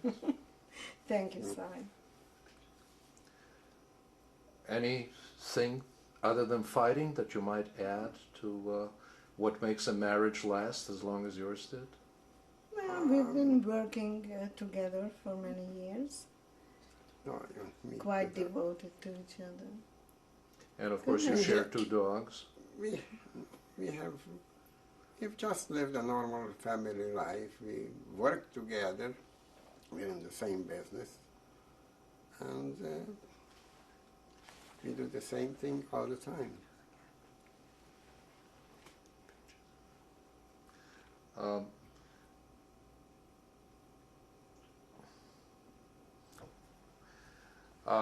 and also we have spoken quite a great deal about the family you have lost, the people you have known, and some of the pictures And that the you family have we have preserved. now. And the Our family, our of child, family our you have daughter, now. and our granddaughter. Absolutely. And I think that it would be very nice if you could show us some of the people in Certainly pictures, will. some of the people that you have. And I just want you to know that my granddaughter adores her grandpa. Well, is that so unusual? It's not Well, I really- don't know. It's not unusual. Well, I can but tell you just it isn't. think- My granddaughter adores her grandpa. I hope so. So there you are. Well, thank you. Now very let much. us see some of those pictures. Absolutely. And this picture is, on this picture is my father, Maurice Weinfeld. The picture was taken, I think, in 1918 or 1919. He was in the Austro-Hungarian army. And I am not sure, but I think it was taken in Ungvar, which was Uzhhorod during Czechoslovakia. And this picture was taken in Uzhhorod, Czechoslovakia, I think around 1932. On the picture is my mother in the middle, Johanna Weinfeld, maiden name Rosenfeld. On the right side is my father, Maurice Weinfeld. And I am on the left side, Renée Firestone now. This picture is really a treasure for me. I recovered it just recently. It's a picture of me at the age of maybe 12. I used to dance on all kinds of social dinners and charity events. So it's hard for me to believe that that's me. It was done in Uzhhorod, Czechoslovakia, just before the Hungarians took over the region. Probably around the same year, 32, 34 maybe. This picture was taken about the same time, 1932, 34, between that time of my little sister Clara Weinfeld in Uzhhorod, Czechoslovakia, probably performing the same time I was performing. This is again my little sister Clara. This picture was taken at the river Uzh of my hometown, Uzhhorod, which was named after that river. And this picture was taken shortly before they took us away from home. She was 14 years old, and she died in Auschwitz. 1938 probably. By the way, I made a mistake on the previous picture of my sister. It was taken probably 1944, just before they took us to camp. This is my brother, Frank Valenta now, changed his name from Weinfeld. And this picture, I think, was taken in Israel. He went to Israel when I came to the United States. I have no idea where or what year. He still looks very young then. This is me. The picture was taken right after the war, probably in Prague, Czechoslovakia. This is new hair after my shaved head. This was the first hair that grew out. And I don't know why, but when I look at this picture, my eyes are crying. Maybe it's just my fantasy. was taken in 1945. I was here 2021, I'm not sure. This is my husband and I. The picture was taken in Prague. It really is not our wedding picture, but since we don't have a wedding picture, this is what we're using as a substitute. It was the picture was taken in 47.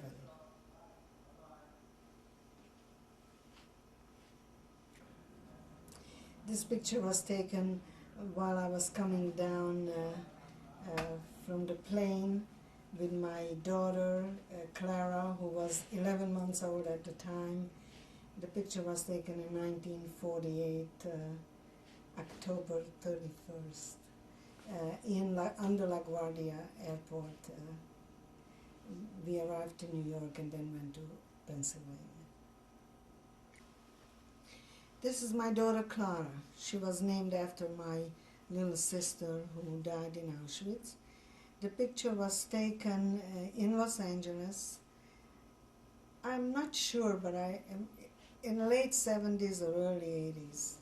I'm not sure. This is my granddaughter, Johanna Spector.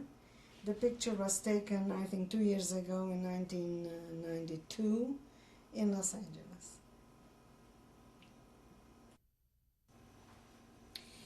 This is a family picture that somebody sent me from South America. Where it survived, how it survived, I don't know. The picture was taken in 1932. On the left side, that little girl is me. Next to me is my mother, and then my father.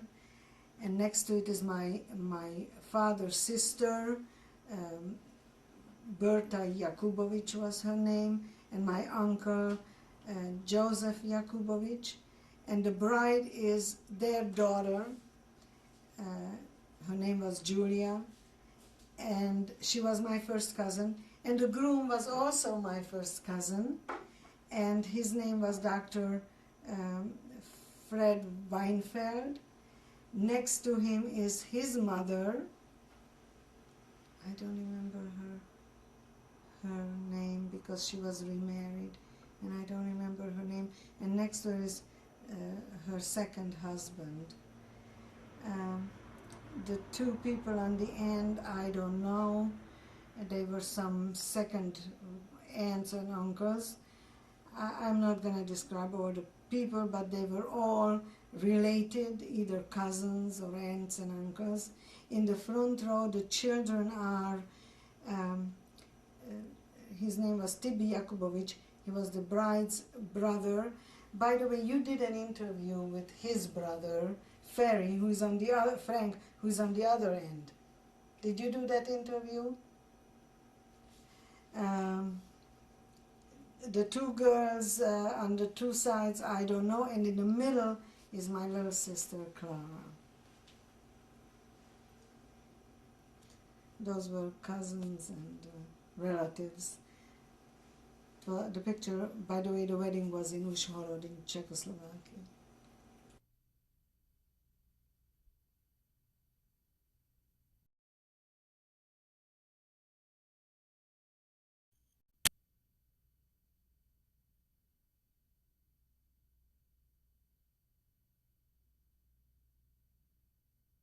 Birkenau, Auschwitz.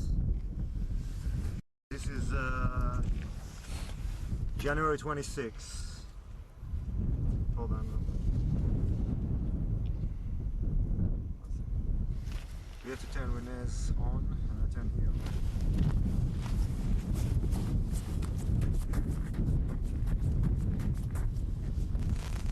This is on-site interview with Renée Firestone in Birkenau, Auschwitz, January 26, 1995. My name is Renée Firestone. When I was brought here 50 years ago, my name was Renée Weinfeld. I was brought on these tracks on a train full of cattle cars with my parents and with my 14-year-old sister. I am listening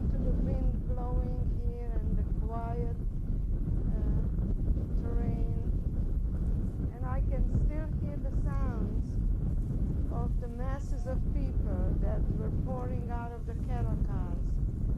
I can still hear the cries of children looking for their parents and for parents looking for their children. It is still in my ears. I hear this mother yelling, Hannele, Hannele, where are you?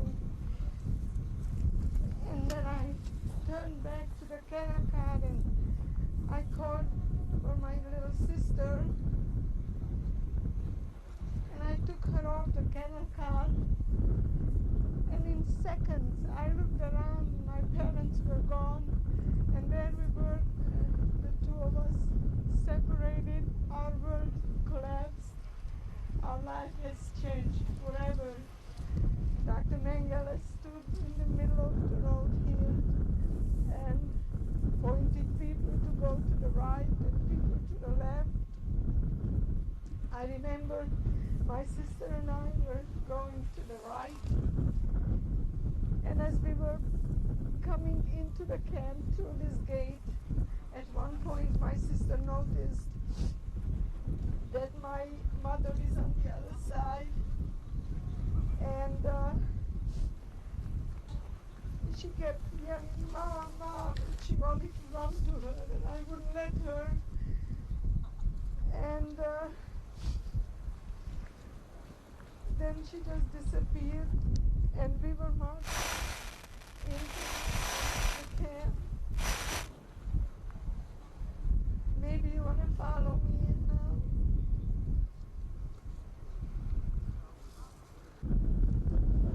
now. It is hard to comprehend the thousands of people that were pouring out of these cattle cars. I can't even describe the scene. It is impossible to describe the scene. On the loudspeakers, the Nazis were telling us to leave our belongings behind. They will deliver it into the camp. Of course, we had no idea what the camp meant. We didn't know who Mengele was, who was pointing us one direction and the other. And we left the little belongings that we still kept from home. We left it on the railroad station right here. And then my sister and I was walking through this gate. We had no inkling what is awaiting us. We had no idea what this place was, where this place was. We didn't know even what country we are in. We went all the way to the end. We walked through all the way to the end. There is a bathhouse there. That's where we got undressed. They told us to leave all our belongings again in the dressing room, so this is the last piece of clothing off our bodies. We walked into a room which was the shower room. We never came back into the dressing room. Naked, in windy, cold weather like this, we walked out naked on the other side of the bathhouse, and we stood there from about mid-afternoon till approximately midnight. It is indescribable, the pain, the fear, the hunger. And you know, today I'm here exactly 50 years. We're going to commemorate today the liberation of this camp.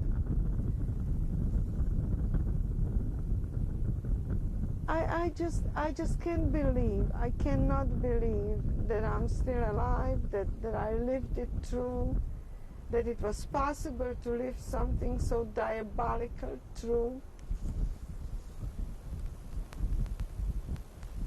I hope that the world will see what was going on here, and will comprehend what it really means to humanity to remember what is going on, what was going on here.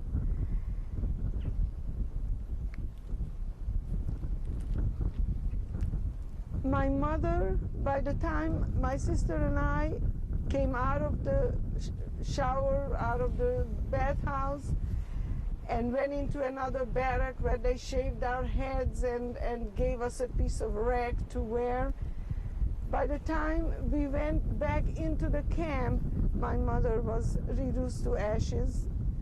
My father disappeared. My whole world, my whole life was ending. From the bathhouse, they brought us back to this camp here. This was sea lager. This was the Hungarian women's lager.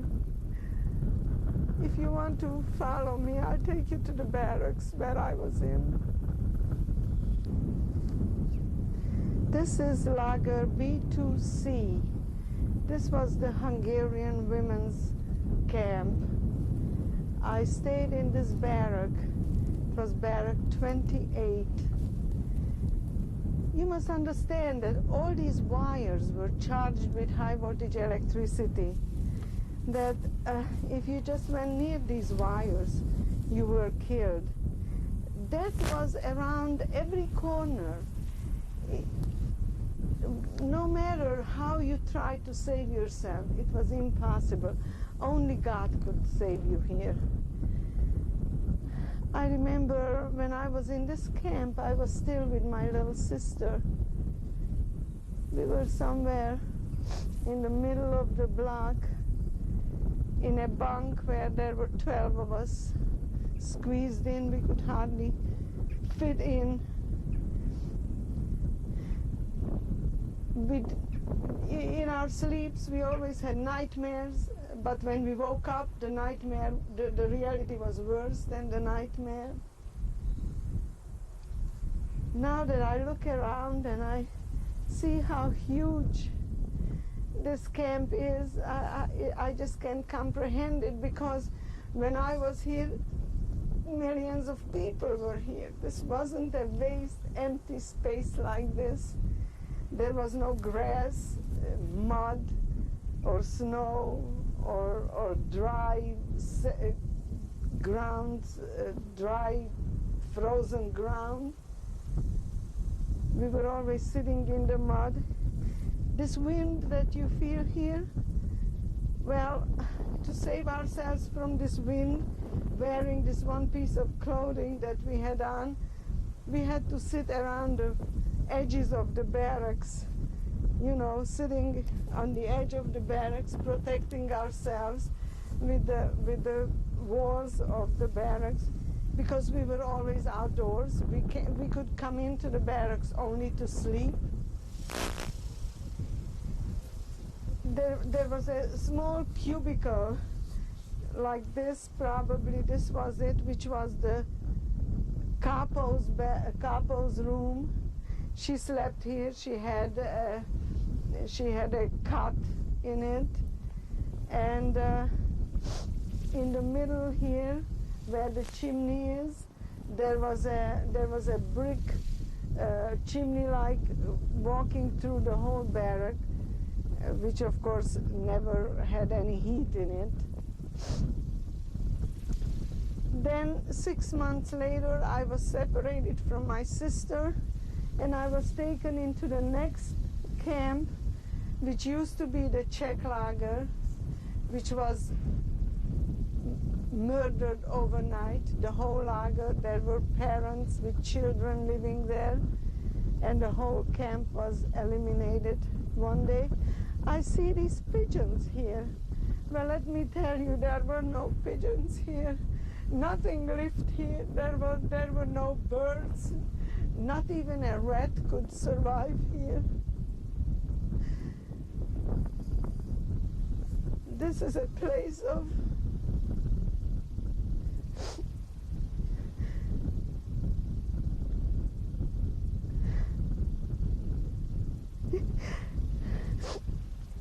this was Lucifer's inferno. The chimneys of the crematoria were visible from here on all sides. They were bellowing fire and soot 24 hours a day, and we knew that it was our brothers and sisters that were being burned. The trains were coming in 24 hours a day, 3-4 trains a day, and the prisoners were walking through this gate to go to the bathhouse. And as they were passing by, we used to beg them, throw your bread.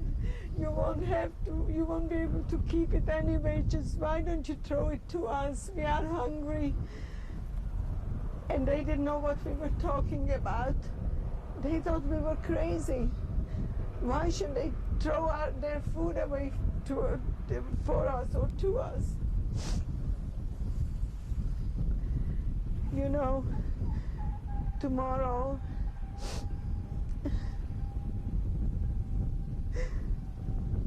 we will commemorate the day when this ceased to be the place of suffering and murder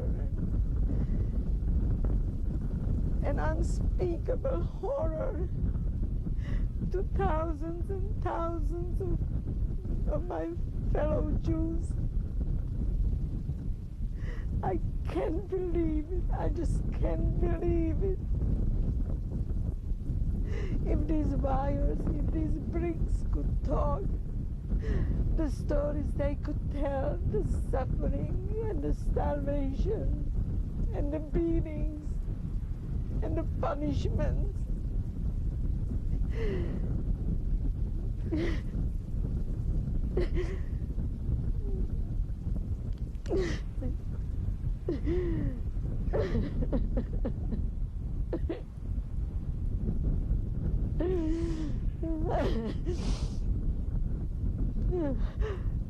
If there is such a thing as a soul, I hope that my mother and my sister can hear me now.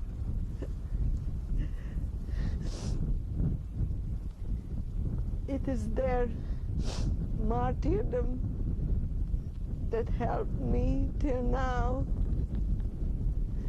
to try to help the world, to try to tell the world what happened here. And I want them to hear me say that I will never forget them.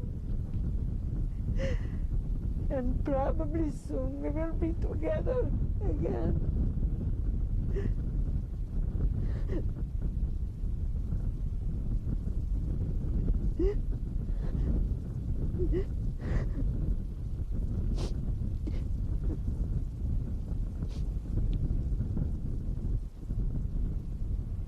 I'm sorry.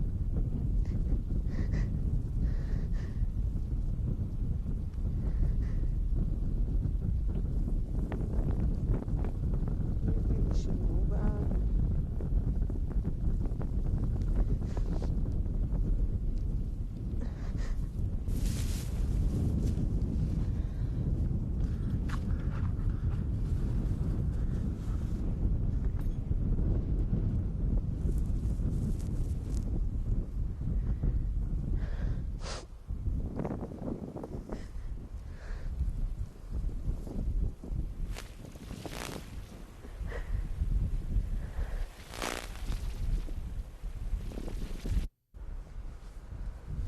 I don't remember, did I tell you that these wires were charged with high voltage electricity?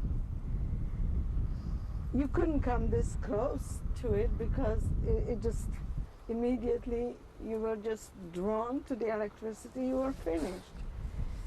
People came to these wires when they could not bear anymore the suffering and the hunger and the starvation. Every morning you could see people hanging from these wires, committing suicide, ending their lives. I'm looking at these today, and it's hard to believe. It's hard to believe if these poles could tell the stories, the things that happened here. It couldn't be true. We keep saying to ourselves, it couldn't be true. Yet we all are marked. We all have the numbers on our arms, which tells us that yes, we were here, and now I can touch these wires and nothing happens. Well, I learned something here. But I wonder whether the world learned anything. The way you look around the world today, you wonder, what did we learn from the Holocaust? What did we learn from this place? Why don't people learn to live in peace with each other? Why don't they learn to respect one another?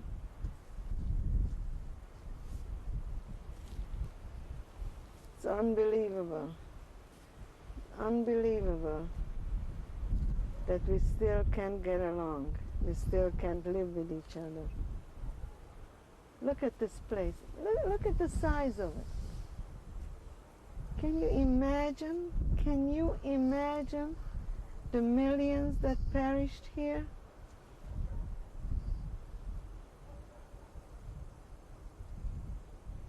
It's hard for me to remember. It's hard for me to comprehend what I experienced here. I only hope that will never happen to any people anywhere in the world. That's all I hope for, and that's all I pray for.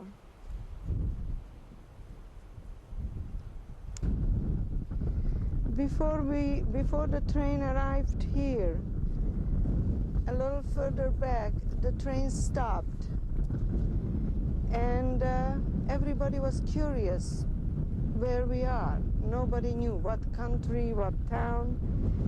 So one of the boys picked me up on his shoulders and asked me to look out and tell them if I can see anything. And I remember I saw that we are on a railroad station. There was a train standing there, another train full of people like us. And then all of a sudden I saw the sign, and the sign said Krakow. And without me even thinking, before it even hit my brain what that meant, I yelled back to the cattle car, "We are in Krakow." And I remember that out of that silence, all of a sudden, like a beehive, everybody started to talk. Everybody panicked. We all of a sudden realized that we are somewhere in Poland. And we knew that Poland is the bad place to be in, because we already heard rumors that in Poland the Nazis were killing the Jews. I remember the train starting to move again, and the silence returned. And then the silence was again broken with this screeching whistle of the train. And from Krakow all the way here, the whistle never stopped. Of course, later we found out that that was the signal for the Nazis to prepare the selection place, because a transport was coming. These transports were coming in all the time. And that whistle of the train is still in my ears. That's why when I look around again and I see how quiet this place is and how serene it looks, it certainly didn't look like this then.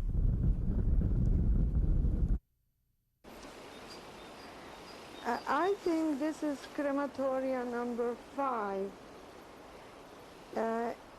I think that my mother was killed here, and most probably my little sister also.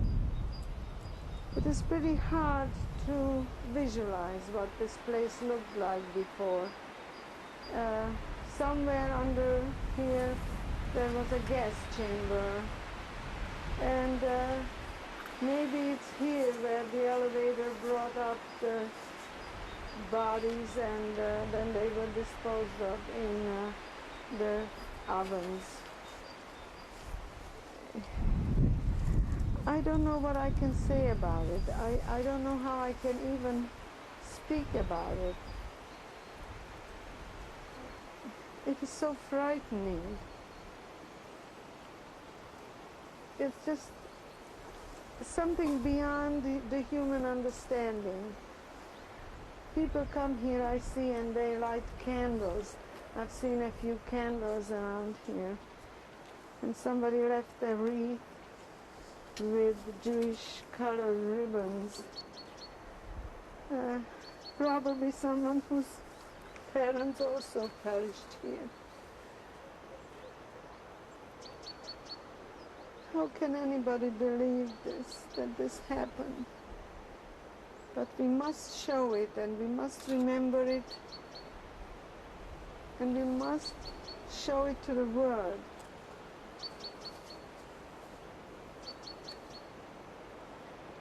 I'm gonna come back here also, and I'm gonna light a candle. You know, I can't even imagine what this place was like. I recently read Dr. Neasley's book, and he writes about this place, and it's just unbelievable how many people were murdered here.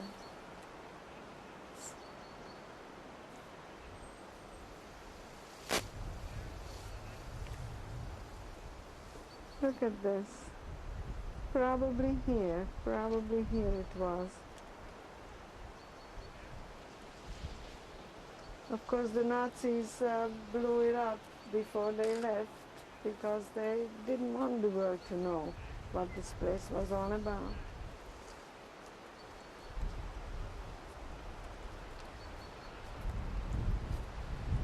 Some of this stuff.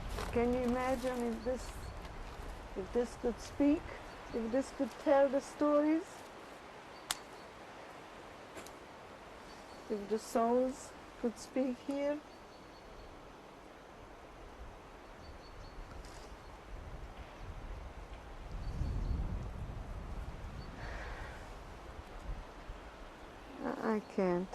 I can't speak. I can't describe it. I can't describe what I feel either. I don't know whether I don't feel fear more than anything else. Fear for future generations.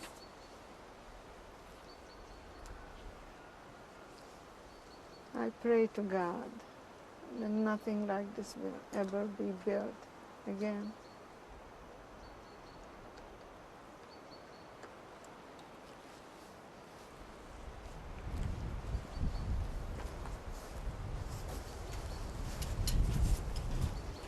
Look at the size of this.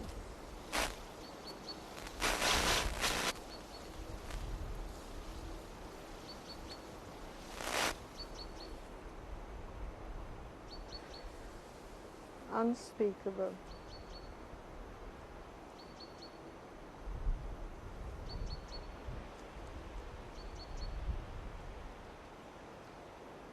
Here I can do only one thing, pray for my mother's soul, for my sister's soul, and hope that they are resting in peace.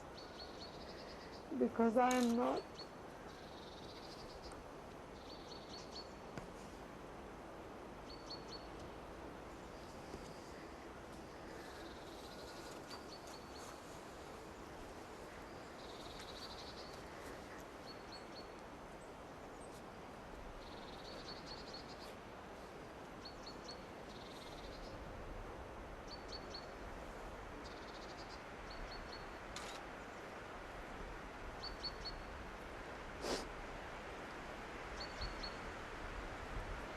If you follow me, we're going to go to the pits now. I will show you something else that you won't believe.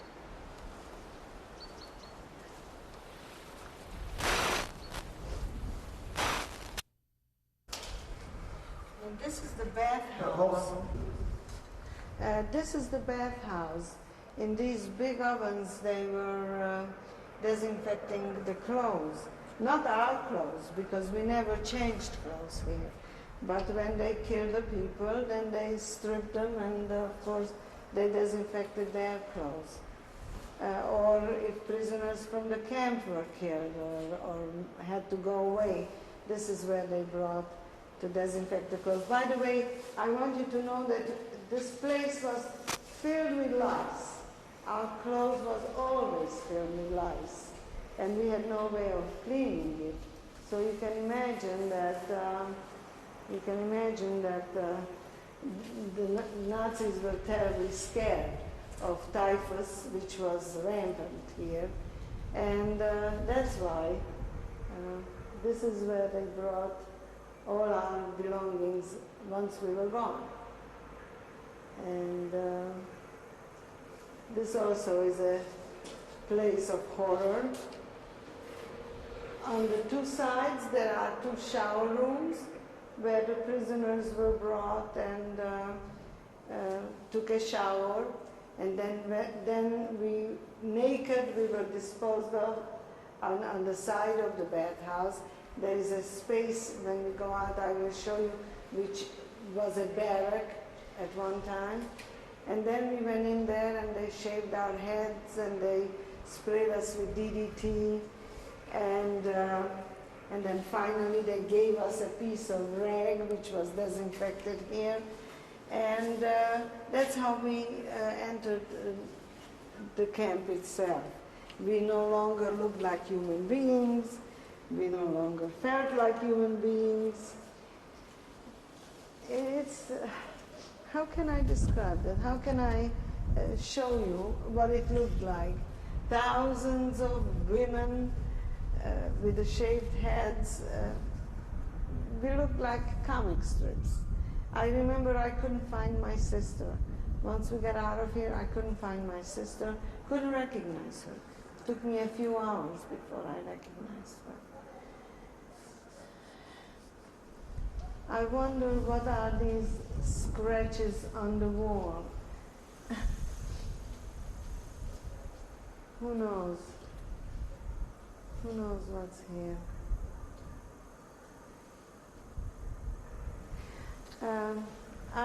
I remember that we went into an underground dressing room from the outside. And somehow, I don't remember where, we were coming up to the shower room. I see something here that goes deep, but that's just an oven. Let's see what's happening here. Yeah, it's hard for me to recreate, in my mind how it exactly worked. But somewhere outside, there should be an underground passage into a dressing room. And from that dressing room, once we left all our belongings, they told us to be very neat and to fold our belongings very neatly and leave it in a pile so that when we come back, we can remember exactly where our clothing is. Needless to say, we walked into the shower room and everything was taken away, and we walked out totally stark naked. It's just hard to remember. It's hard to believe that it happened.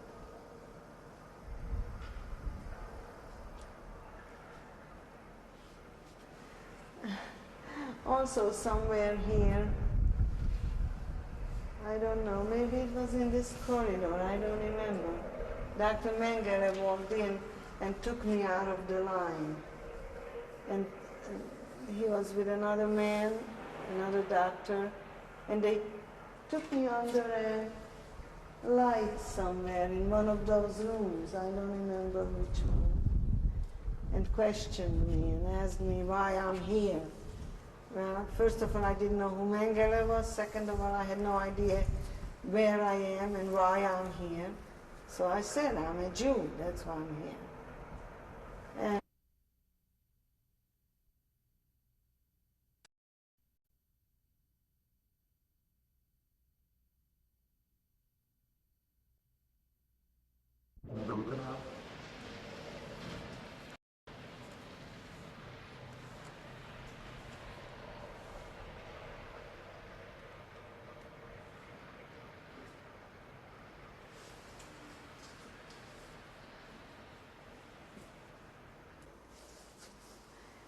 it's very hard for me to recreate exactly what this place was. This must have been the oven where they were heating those barrels where the steam was coming from. I don't know. But every nook here, every corner is so scary. It's, there is death around here, everywhere. That's all you feel. You just feel death present. And you keep asking yourself, how many died here? How many prisoners worked at this oven? And how many of them were destroyed afterwards? I just can't describe how I feel. I can't describe how I'm trying to understand, make some sense of this. But it just doesn't make any sense. No matter how hard you try, it just doesn't make any sense. These are these barrels where the clothing was disinfected. I told you, the clothes that came off, dead bodies especially, or if you changed from one camp to another, you came into the bathhouse again, they reshaved your head, disinfected you and your clothing. I remember just before we left Auschwitz, we stood out there naked, waiting for our clothes to be finished so we can get on our death march. But just, as I said before, just every corner here, you can sense death, you can sense destruction, evil, just an evil place. Look. This is where some of the people were unloaded when the crematorias were overloaded and people had to wait to be gassed. They came through that road and they were spread around here. Women, old women, children were sitting around waiting to decide what's going to happen to them. And many times when the crematorias were, as I said, overloaded, and during the final solution it was almost all the time, then they dug these pits. There is one over there also, I see, and I think that's the children's pit, I'm not sure. And they were burning people in these pits. These pits were prepared in such a way that it drained the fat from the people that were burning, and it collected the fat in a place. And then they doused the new people with that fat so that the pit should be burning well through the whole time. You know, when I see these things now, and I try to remember these things, only then can I understand how devilish this whole place was, how premeditated, pre-planned, every corner, every step that the prisoners made was pre-planned. They knew exactly what's going to happen to us. It's unbelievable. It's unbelievable. And we were so naive or stupid that we just walked right into it. Of course, what human mind could have imagined what was going on here? No normal human mind can understand that or imagine it. I still cannot believe what I have seen here. And look at it, it's so peaceful, so quiet. The other day there were 2 deer roaming around this place. There was nothing alive here, nothing. Everything was dead. Even those of us who stayed in the camps were already dead. And we knew that we are dead. We knew that there's no way we are going to survive. It is really only by a miracle that it happened, that I'm here. Only by the grace of God.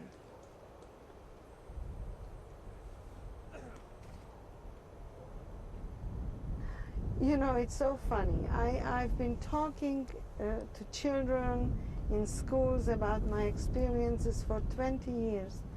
Now that I'm standing here, the words just don't come, because there are no words for this.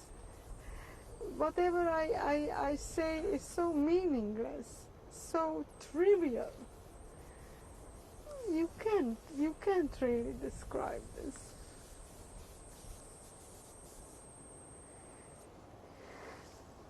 Forgive me, there's just nothing I can say about this place.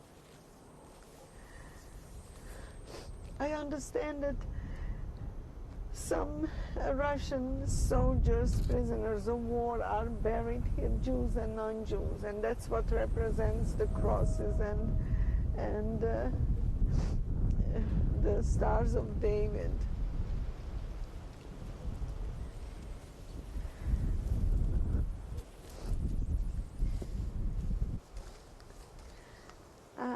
I see these guard houses. We were watched from those towers every moment, every move we made. We couldn't speak to each other.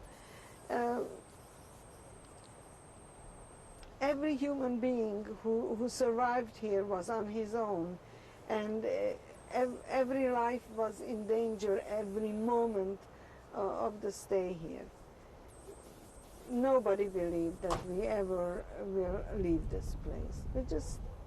We just couldn't believe it, because we saw what was going on here.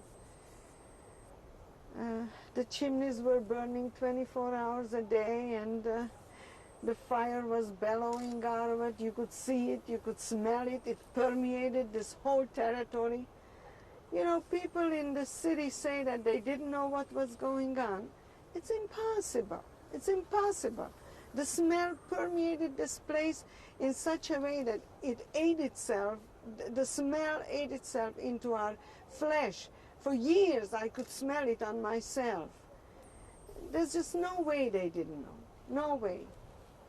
And what should we say about those who claim that it never happened?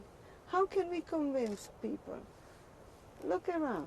How can we convince people that there was a place that resembled only hell? Well, I hope that the world will see it while it is still here, because we are not going to be here much longer, and once we, the survivors, are gone, I'm afraid the world will completely forget. I hope not, but unfortunately, that's what I fear. It is, half of it is already destroyed. How much longer that the whole place is going to be cleared? And who knows, some apartment houses will be built over this place where we left our loved ones, where there are no graves for them. There's a little river not far from here called the Vistula, and the ashes were disposed in that river. And I understand that even today, at summertime, when the river is flowing, you can see bones and teeth on the surface. How can we tell these people who say it never happened, come here and look around, see what's going on, see what it looks like?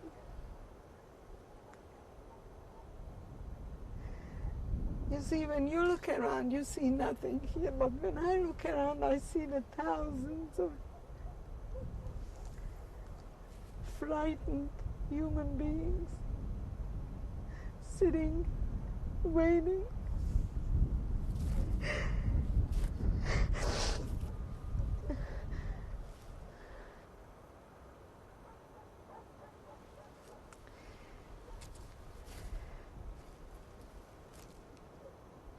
Please don't ever forget.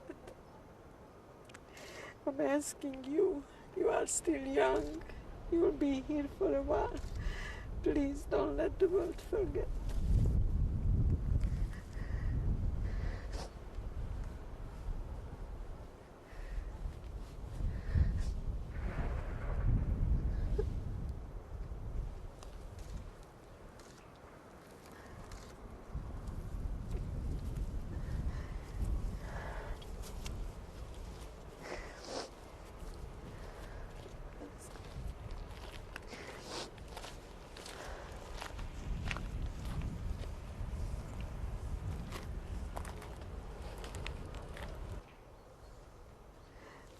that's the plaque in memory of Edith Stein.